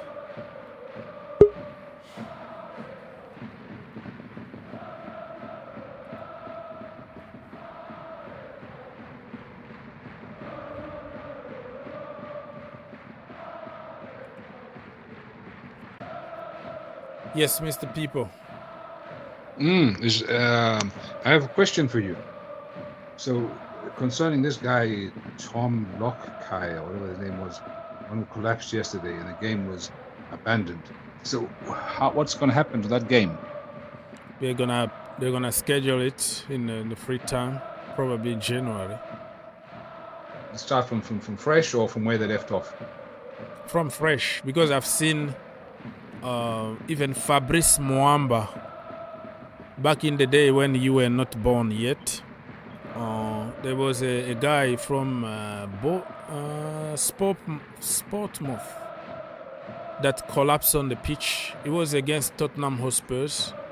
Yeah. The game they played the game again. They didn't go from 1-0 or whatever. No. they ended up by losing the game, Portsmouth, but just to make it sense, they're gonna play. It was 1-1 the end of the day when they were playing, so it's not like some. But how can I find this very irresponsible? This guy is not the first time he's collapsed the same this season, the same heart business. How could they possibly let him play again? It doesn't make any sense. This is incompetence. Well, I think they follow the doctor's advice because they have the best medical care ever. Those people are just like top of the top. They check on every single little thing in your body. So there are people there that checked on him and say he's apt to play. But sometimes medicine is not an exact science. Sometimes another thing is gonna make you, So it just tells you that we're still human being, because even the healthiest guy, you can collapse out of the blue. Even Eriksen, when he collapsed, he was the healthiest guy on the planet, and then out of the blue it's happened. The game is over, people. Arsenal too. You see that many of our African brothers, when they go for medical, if they're going to sign them and they're going to go for medical, oops, my friend, you have a hole in your heart or something. They discover all these things. But with this guy here, I was just thinking, now that the second time he's collapsed and almost died, I think just like in boxing, if you're the ring corner and your boxer is getting absolutely smashed in the ring, but it's one of those guys there who's just tough and doesn't ever go down, but he's getting smashed. So sometimes you have to save him from himself, and the ring corner throws in the white towel, to save him permanent injury. I think in this case, they'll have to throw in the towel and say, no, I'm sorry, but you can't play anymore. We don't want to, because if you're watching now, imagine not only obviously him, it's traumatic for him, but all the fans watching, his family, his teammates. There's many people who suffer the trauma of watching somebody collapse and almost die in the field. Is horrible. So he should not be allowed to play, in my opinion. But what do I know? I think it's children watching this. That just leaves permanent scars in their psyche. They always think about that. I saw that on TV. The guy was just lying lifeless on the field. It's something which never goes away. Why should we be subjected to this when this guy is obviously not fit to play? That he's fit to play football, but not at that elite level. Elite level where you've seen how much they run in the Premier League. It's insanity. The amount of kilometers covered and the sprints and what have you. So if your heart is not good, you should not be playing at this level. You play a lower league or something, yes, fair enough, or you can go play in Bundesliga or somewhere, I don't know, somewhere where the tempo is a lot slower, then you'd be okay. But Premier League, it's not good. And I think, but shame. But at least he didn't die. Unfortunately for like I said, it's nothing is exact in life, bro. It can happen to anybody, and I don't think we should just blame anybody here. It's happened. Probably he's not gonna play football anymore. Now they're gonna even check more. He's gonna go to the best hospital in the world. They're gonna determine what's going on, or they can put him with a device the way they did with Eriksen. Eriksen now, he's playing with something inside him, and he's every single game he's with his doctor, like his personal doctor is following him. He's been dropped from the team. His form has dipped badly. But that has nothing to do with his heart condition. That's true. It has to do with poor form is poor form, because he came back really to a very good top level. Now he's aging and everything. But also the tactics have been changed for United, so it doesn't really suit his style of play, the way they're playing. So he can't seem to find his role. I noticed some of the games in the beginning of the season, he was a starter, but quite often he'll be losing the ball going forwards, and United will be suddenly on the defensive, caught out in the counter attack. This is why they probably dropped him. But I don't know. And I asked you a question. So what the hell's going on with your beloved city of Manchester and Pepsi? What's happening there? Why are they fading so badly? Manchester, what? Both teams or just one? The City of Manchester. Okay, City. Well, it's happened. It's happened because people, and this is gonna teach you a lesson for people like you who told me here that okay, if Pep Guardiola got Luton Town, he's gonna somehow qualify them to the Champions League and go win the Champions League. I heard all kind of stupidity in this channel to the level like I don't have anything to say. You are as good as your players sometimes. Oh, the Leicester City situation can happen once in 2 decades or something. Like somebody from nowhere, you didn't expect anything, they didn't expect anything from themselves, and the god of football, everybody, the stars and everything aligns for them to win. It's happened in every single thing in the world. It's, even boxing, and you will see a guy from nowhere beating like Muhammad Ali or something. It's happened. That is life. But in general, there are rules that need to be there 99.99% of the time. You have a bigger budget, you buy better players, you have a better manager, you're gonna beat the small teams who are not in the same level of players. They have to sell everything from their shop to get 1 million player. Like the entire squad is like 10 million. There's no way you can compete in that level. You have to do what you can do. But what I heard in this channel is just because of the manager that we are in, because we spend 1 billion, we're supposed to be like entitlement to the level of, I don't know. So going back to Pepsi, you see, like few injuries, and then he's struggling. But also you have to know that it's very hard to motivate people after winning everything. Sometimes your message is not really going through anymore. People are tired of you. People are tired of you yelling at them every single day, and that even Pep Guardiola himself, when he resigned from Barcelona, he said after 3 seasons, people don't want to hear your voice anymore. But he changed it because of how the money is at Manchester City, how much freedom he got at Manchester City to do probably whatever he wants to do. That's why he's staying. But normally in this modern football, people want to hear a different voice because the same voice is kind of boring, frustrating, and people don't want to listen to you anymore. And Pep is a very, very demanding coach. But is it fair to say or to claim this, as you call your theory? Is it fair to say that the loss of Gundogan is hurting them much, much more than people like to admit?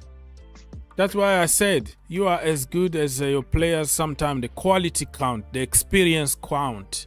When you lose somebody like Mahrez, you lose Gundogan. De Bruyne is out for almost the entire season. He hasn't played, and you're missing people like Rodri. Like for 6-7 games now. Like every time he's not there, they lose like 3 games in a row. So all those little things that people preach us, like Pep Guardiola, he doesn't care. He's going to bring anybody from the bench and they're going to score goals and they're going to win games. This is your answer right there. Like experience count, quality also count. Just because you are the best manager in the world doesn't mean that you're going to make a Scott McTominay or the next Ronaldo or something. It might happen here and there that Scott McTominay is going to score 2 goals against a Sunday League Chelsea. But it doesn't mean that it's going to be a norm. Those are exceptions. They are not norms. But hang on. If we say, I would also claim that the squad, basically for the last 4 or 5 years, is a few players here and there changed, but basically it's quite the same. So this squad may be in a way suffering from a bit of burnout, from at the level they've been playing at the demands which should be put on them for 3, 4, 5 years. Maybe some of those players are tired. They need a rest. This might be a transition season for them to recover, and then you will see them back again next season. And maybe that's another way of looking at it, because that demands which Pep has on his players. It's not easy. They have to run and compensate, and for that big crowbar up front. Everybody loves this guy Haaland. I don't, but he's a luxury passenger, so everybody else has got to cover for him, and the demand for that is you've got burnout. You've got burnout in some players. Maybe they can't. They're lacking the last 5%, which is the difference between a championship winning team and one which is top draw. There's top draw, and then you've got the elite of the elite, which is like currently Liverpool and Arsenal. Arsenal now, they're just going through the gears they're not even, it's all now automatic, and that's also a championship-looking team. They're looking very, very, very strong. They are ready, but you have also to understand the process that took them there, because this is one of the misleading facts that Chelsea wanna just ignore, which is how long Arteta been with the same team. This is the sixth year for the same manager. He got rid of toxic people. He got rid of the so-called flop and whatever. Clean the shop and then bring new merchandise. And even the new merchandise are taking time to adapt. And then now they start cooking. So I think Arsenal are ready to win. I'm not going to be even surprised to see them fight for the Champions League this season. It might sound different, and you are a Chelsea fan, you're not supposed to tell the truth because you have to lie all the time to protect your team. But they are in the point that they might surprise people and win the Champions League. If you look at the level of the Champions League this season, Real Madrid, they depend on Jude Bellingham, no Benzema, no a proper killer in front, aging midfield, even though they still have Camavinga and Tchouameni. But overall, it's going to take them time. I don't see them winning. And you go City with all up and down, and even Arsenal beat them this season. Chelsea gave them a very good game of football. You go Wolves, beat them and all that. You go to Germany, my friend Thomas Tuchel there, he's struggling. He's not top of the league. The other day they lost 5-1. And consistency and stuff like that. And you thinking yourself, Arsenal are a very good, balanced team if you look at it closely.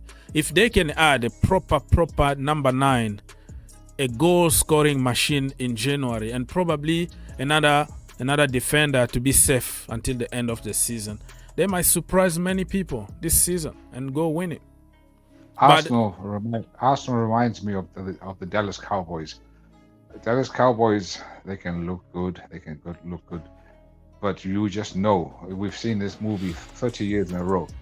Whatever can go wrong will go wrong. Just wait for it. Just be patient and wait for it. It happens every single season. Arsenal, wait for it. Just be patient. Wait for it. January, February, the same old movie. Elephant is gonna fall off the tree. It happens every season, and it's almost to the point where it's got boring. This movie is not even funny. And like I said, it's gonna be exceptions also applies in rules like this. It's been a rule for 20 years. We know what they're gonna do the last minute, but that one time it could happen, and it could be this year. That's the problem. But you see, like Arsenal, the last 2 seasons, they've been battling this big unwinnable machine, Man City. And now Man City have finally faded. What happens? Liverpool shows up, and Liverpool's looking really, really toxic, really, really strong. It's almost like Arsenal, they can't get a break. So it should have been their season, but now Liverpool's come, I wouldn't say from nowhere, because we saw towards the end of last season, they were looking brilliant. The last 10 games, Liverpool was unplayable, and they've carried on this form, and they've built on top of that. So this Liverpool team is going to make more But you know heartbreak. what? I'm not going to write off Manchester City yet, because still time. I mean, the gap, Arsenal had 13 point difference last season, and on Christmas they were top of the league and all that. That was just one team. That was just only one team chasing Man City. This time, Whoa. I don't agree with that. It's not one team, but other teams can come to the conversation and play a big role in that debate, because even Chelsea, they still have a word. They still have something to say in the title race in terms of, if you beat if you beat Arsenal and then you take point from them. So you're part of that. It's not necessarily two teams in front, but other teams like Luton or anybody can play a big role on this by beating You big team. misunderstand my point. My point is, if you compare to last season it was a 2-horse race. Do you agree on that? It was Man City and Arsenal. There was nobody else involved in the title race. This season, it's basically a 2, I would say 3 maybe. Okay, Aston Villa, I don't know if they lost or won, I'm not sure. But it's 2, maybe 3-horse race. With Tottenham, Tottenham is a bottomless. We don't count them. But so Man City, the gap is so big now that not only do they have to, even if they do catch the one team, let's say if Arsenal flop, Liverpool's not going to flop, so they'll still have to catch up the Liverpool or whoever it is, Liverpool, Arsenal. So it'll be a lot harder for them to make up the gap than compared with if it only just been one team. Yes, I would agree with your theory that they can still have a chance. But I just think, mentally, maybe when the gap gets to the stage, maybe you could sort of like maybe give up. You think, okay, maybe this season, not our season. Let us concentrate on the Champions League. Let us win this thing again, or something like that. But it's mentally, it's a very fine balance. As you know, in the Premier League, you cannot afford to drop many points in the way it is nowadays. You look at Liverpool. The one season they had 90-something points, and they still lost the league, by 1 point. So this is how fine it is at the top there. So you cannot afford to make any stupid losses. And yes, but you said Chelsea, yes, they can be party poopers. Man United can be party poopers. Tottenham, of course, could play a role. But otherwise, all the rest, they're just playing for Champions League places. And if I had five bob, if I had 5 franc, I would definitely put on Liverpool. Okay. But I don't have 5 bob. My girlfriend took all the money, so it's that's not true. But I just wouldn't put on Arsenal because I just don't trust them. What happens when injuries come for Arsenal? How good is their bench? And that's what I say. If they can reinforce the defense, just couple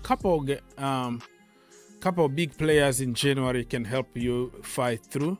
And one of the Timber, Osimhen apparently is in contact with Arsenal. Yeah, I don't care. I'm not too sure about that guy, Osimhen. I might look like a stupid, but he's not my number 1 choice at Chelsea, to be honest with you. I like the guy in a personal level, but I think they are better out there. And I'm sick and tired of buying expensive players that come with big expectations and then they get burned at Chelsea. Anyways, I want to leave now. So I wanted just to remind people, like Arsenal 2, Brighton 0. Brentford lost against Aston Villa 2-1. No. West Ham beat Wolves 3-0. And there's a game that will start in 15 minutes from now. It's going to be Liverpool against the Manchester United. So, it's a very good evening for Unai Emery. Both teams got red card. 2 red cards in that team, in that game. So Brentford United is in big trouble. Their form has dipped badly. They don't have Ivan Toney. They don't have. I think they got some bad injuries too. So but they're going backwards, and but they're lucky they got all the points to begin with the season. But otherwise they are in trouble. And Aston Villa, wow, from the time of Slippy G, when they were absolutely embarrassing, shocking, embarrassing. Look at them now, completely and utterly. You just can't recognize that team. That team is play with confidence, and no fear, what have you. And wow, what a change in manager makes a huge difference. And it's the same squad. They haven't really bought any players, so it's down to the management. Well, they bought somebody like Pau Torres. They bought Moussa Diaby. They bought not Tonali. There is another guy from Italy that I always forget his name. Very, very solid midfielder.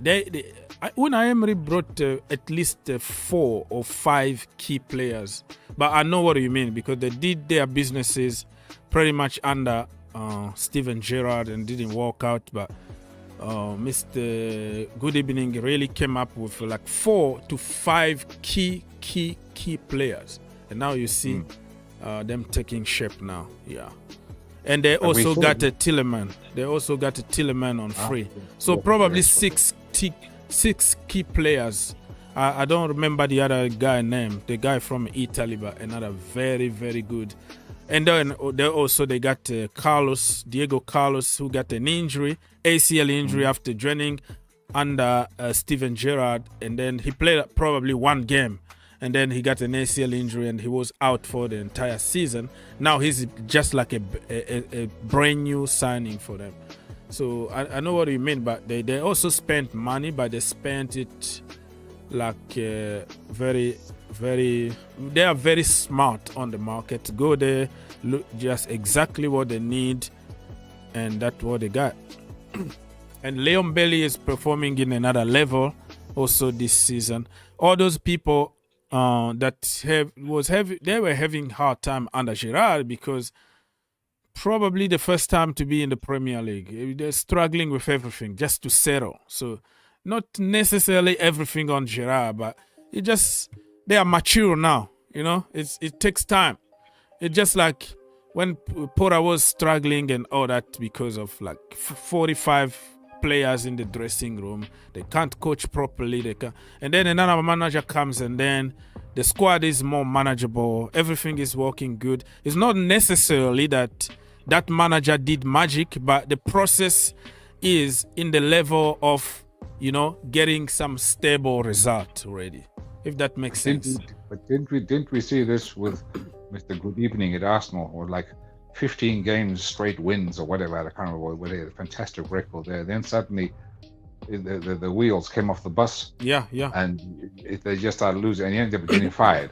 That's how bad we went. And sometimes when they say in English, when the rot sets in, there's no way you cannot, unless you cut off the legs or whatever it is. There's no way you can save it. And so we saw this with Mr. Good Evening. So hopefully he can keep this up to the end of the season without the air coming out of the balloon or whatever, because as you know, you're only as good as your last 3 games in football. People have very short memories and they don't remember all the good things you've done in the last 10 games before that. So like the last 3-4 games, you lost, out, and until you win, and then suddenly now you're good enough. That is the new generation of they don't understand the process. Not necessarily that you are bad. You can be very bad in few games or few weeks or few months or the entire season. It doesn't mean that's how your career is gonna end. You look at even Kai Havertz now. A lot of people made their career on social media insulting him and insulting Mason Mount. And then run off games, the manager knows now how to use him. Slowly and surely, Kai Havertz is scoring pretty much in every single game at the moment. Now we're going to have to switch and look for some other people to hit, to switch our head towards somebody else, because we need to keep the business going and make money out of people's miseries. So you see, this is the problem we have with today's generation of football. It's just, today and you are done, you are bad, or you are good. It's always black or white, but football is not that black or white. I have to leave. Your last word, Mr. People. No, but you have to leave. I won't keep you hanging on. And, I will see you. I will be back again probably tomorrow or something. I can't really promise. What's your prediction for Man United versus Liverpool? It might be you never know. Ten Hag might surprise people here. I think Liverpool are gonna beat them. 3-1. But I'm not gonna be surprised if they park the bus and get the result. Who knows? I think 4, if not 5, for Liverpool. So I think once depending when they score. If they score sort of like halfway through the first half, it's going to be, it'll get ugly. It'll get very, very ugly. And if it's but last season, remember that Liverpool scored 6 goals in the second half. They were playing the first half. It was all, it was United were even dominating, if I can say that, until the 45th minute, the last minute basically of the first half, which is the worst moment to concede a goal. They conceded a goal, and then the second half they collapse. So United mentally is a very fragile team. Mentally, they can't face going just a little bit of uphill, a little bit of struggle. They don't have this starch in their stomach for this. They just don't like it. So basically, they tend to collapse once the things aren't going their way, and then there's no fight in them. So if Liverpool score, and they score like where they make it look easy, then I think you will see the usual collapse, and it could, as I said, get very, very ugly, and it could even end up with Erik ten Hag getting fired. Depending if it's a big ugly loss, I think this will be the last game. But if they sort of like a honorable defeat, I know you hate that expression. If it's an honorable defeat, then he will stay, and only because they got nobody else to replace him with. If they had a ready-made candidate waiting in the wings, he would be long gone. But they don't have anybody. Who are they going to hire? Who wants to take that job? And I don't even think our friend Potter wants that job. I think he's too scared of the big time. Yeah, maybe you can take. Maybe they can hire you. You saw. I've seen one of your friends from the Chelsea channel, who had a YouTube channel. I see him now on Talk Sport. He's got his own show there. I think, wow, you can go from YouTube, just have your own YouTube channel. You have a few. Well, that's what media, like mainstream media, now are using influencers from YouTube, because they understand what people want right now. Because the mainstream media is dying, so they're gonna use Twitter big account. They're gonna use even OnlyFans, even the girls with no clothes at all. As long as you are a superstar and you are controversial and people are looking for you, the mainstream media is gonna find a spot for you, because they don't want to lose everybody. So they have shows that even Sky Sport have shows that they can even curse and say word. Remember back in the day, you can't say this. You have to wear a certain way, suit, and so they are accepting all kind of thing for business reason. This is the direction that the world is going now.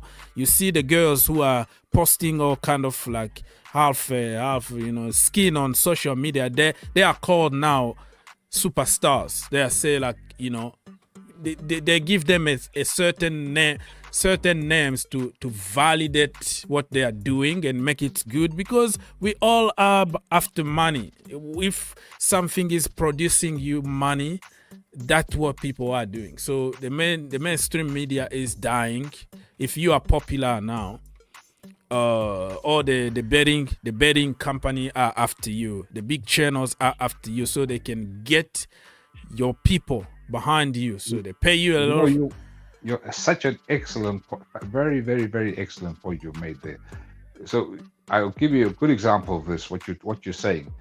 So when Arsenal Fan TV started back in the day, all the media, Gary Neville's and all those guys, they would criticize, they would mock these Arsenal Fan TV. Who are these guys? Whatever.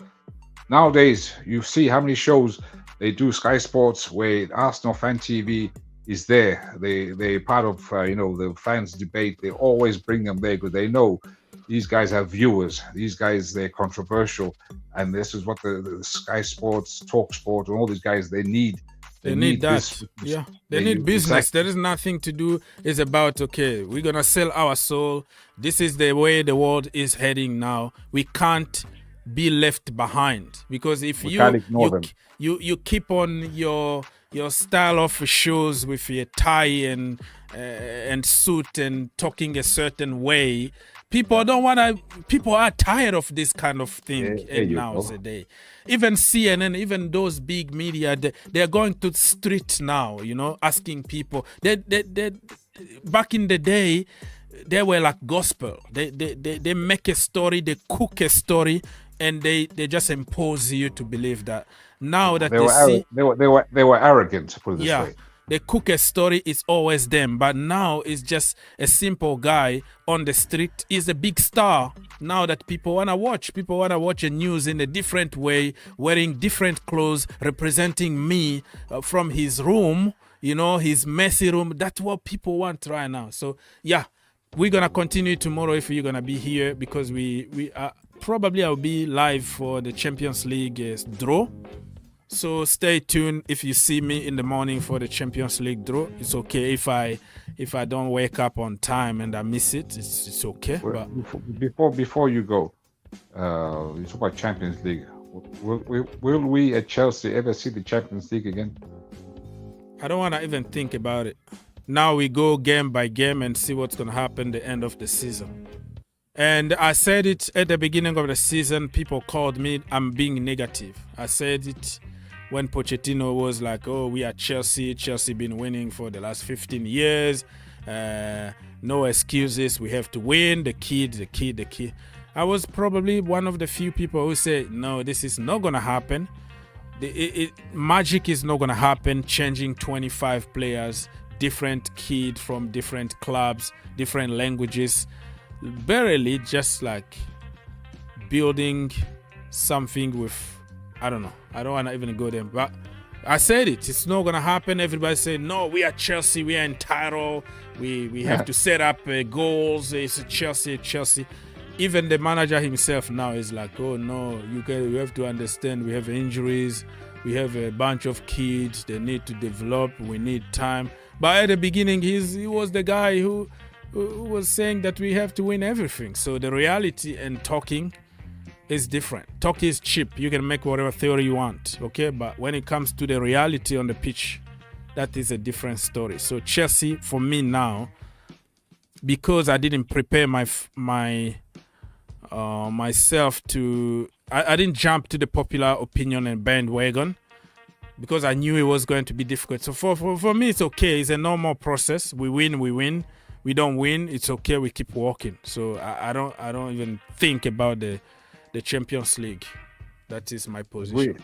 We with the history of our Chelsea, we win the league, and then we like 3 or 4 years we just bang average, and then we suddenly from nowhere we come back, win the league, then we like disappear again, and then it's just like Chelsea's MO. We'll just disappear and win the league, disappear a little bit, and then suddenly, bang, they're back. And trust me, yes, I know I claim that Chelsea is the new Everton, but the new Everton is actually very good. The new Everton is very good. So if only we were the new Everton. But it just, I still think that give guests, I can see there's on the drawing board all these young players that they do know what they're doing, and just a few tweaks here and there. And there's something long term. Not this season. This season they're trying to find their feet, trying to establish the hierarchy, trying to establish the culture and all that. So this season is basically a write-off. But next season, I think okay. I think we should expect good things. I think we could make it back into the Champions League, but it's going to be a hard ask. It's not easy because other teams are not standing still. They're improving all the time. So. Yeah, that's the Premier League for you. It's very competitive, and don't close your eyes for 3 seconds, because then somebody's going to overtake you. And look at Aston Villa. They came from nowhere and just overtaking everybody, because we were fast asleep. Now, anyway, you got to go, so I'm going to go. And I'm going to thank you. Yes, sir. Watch the 7 Up, and I will see you, and we're going to talk about the game and many things. All right. Yeah. Thank you so much, sir. God bless you, and I will see you next time.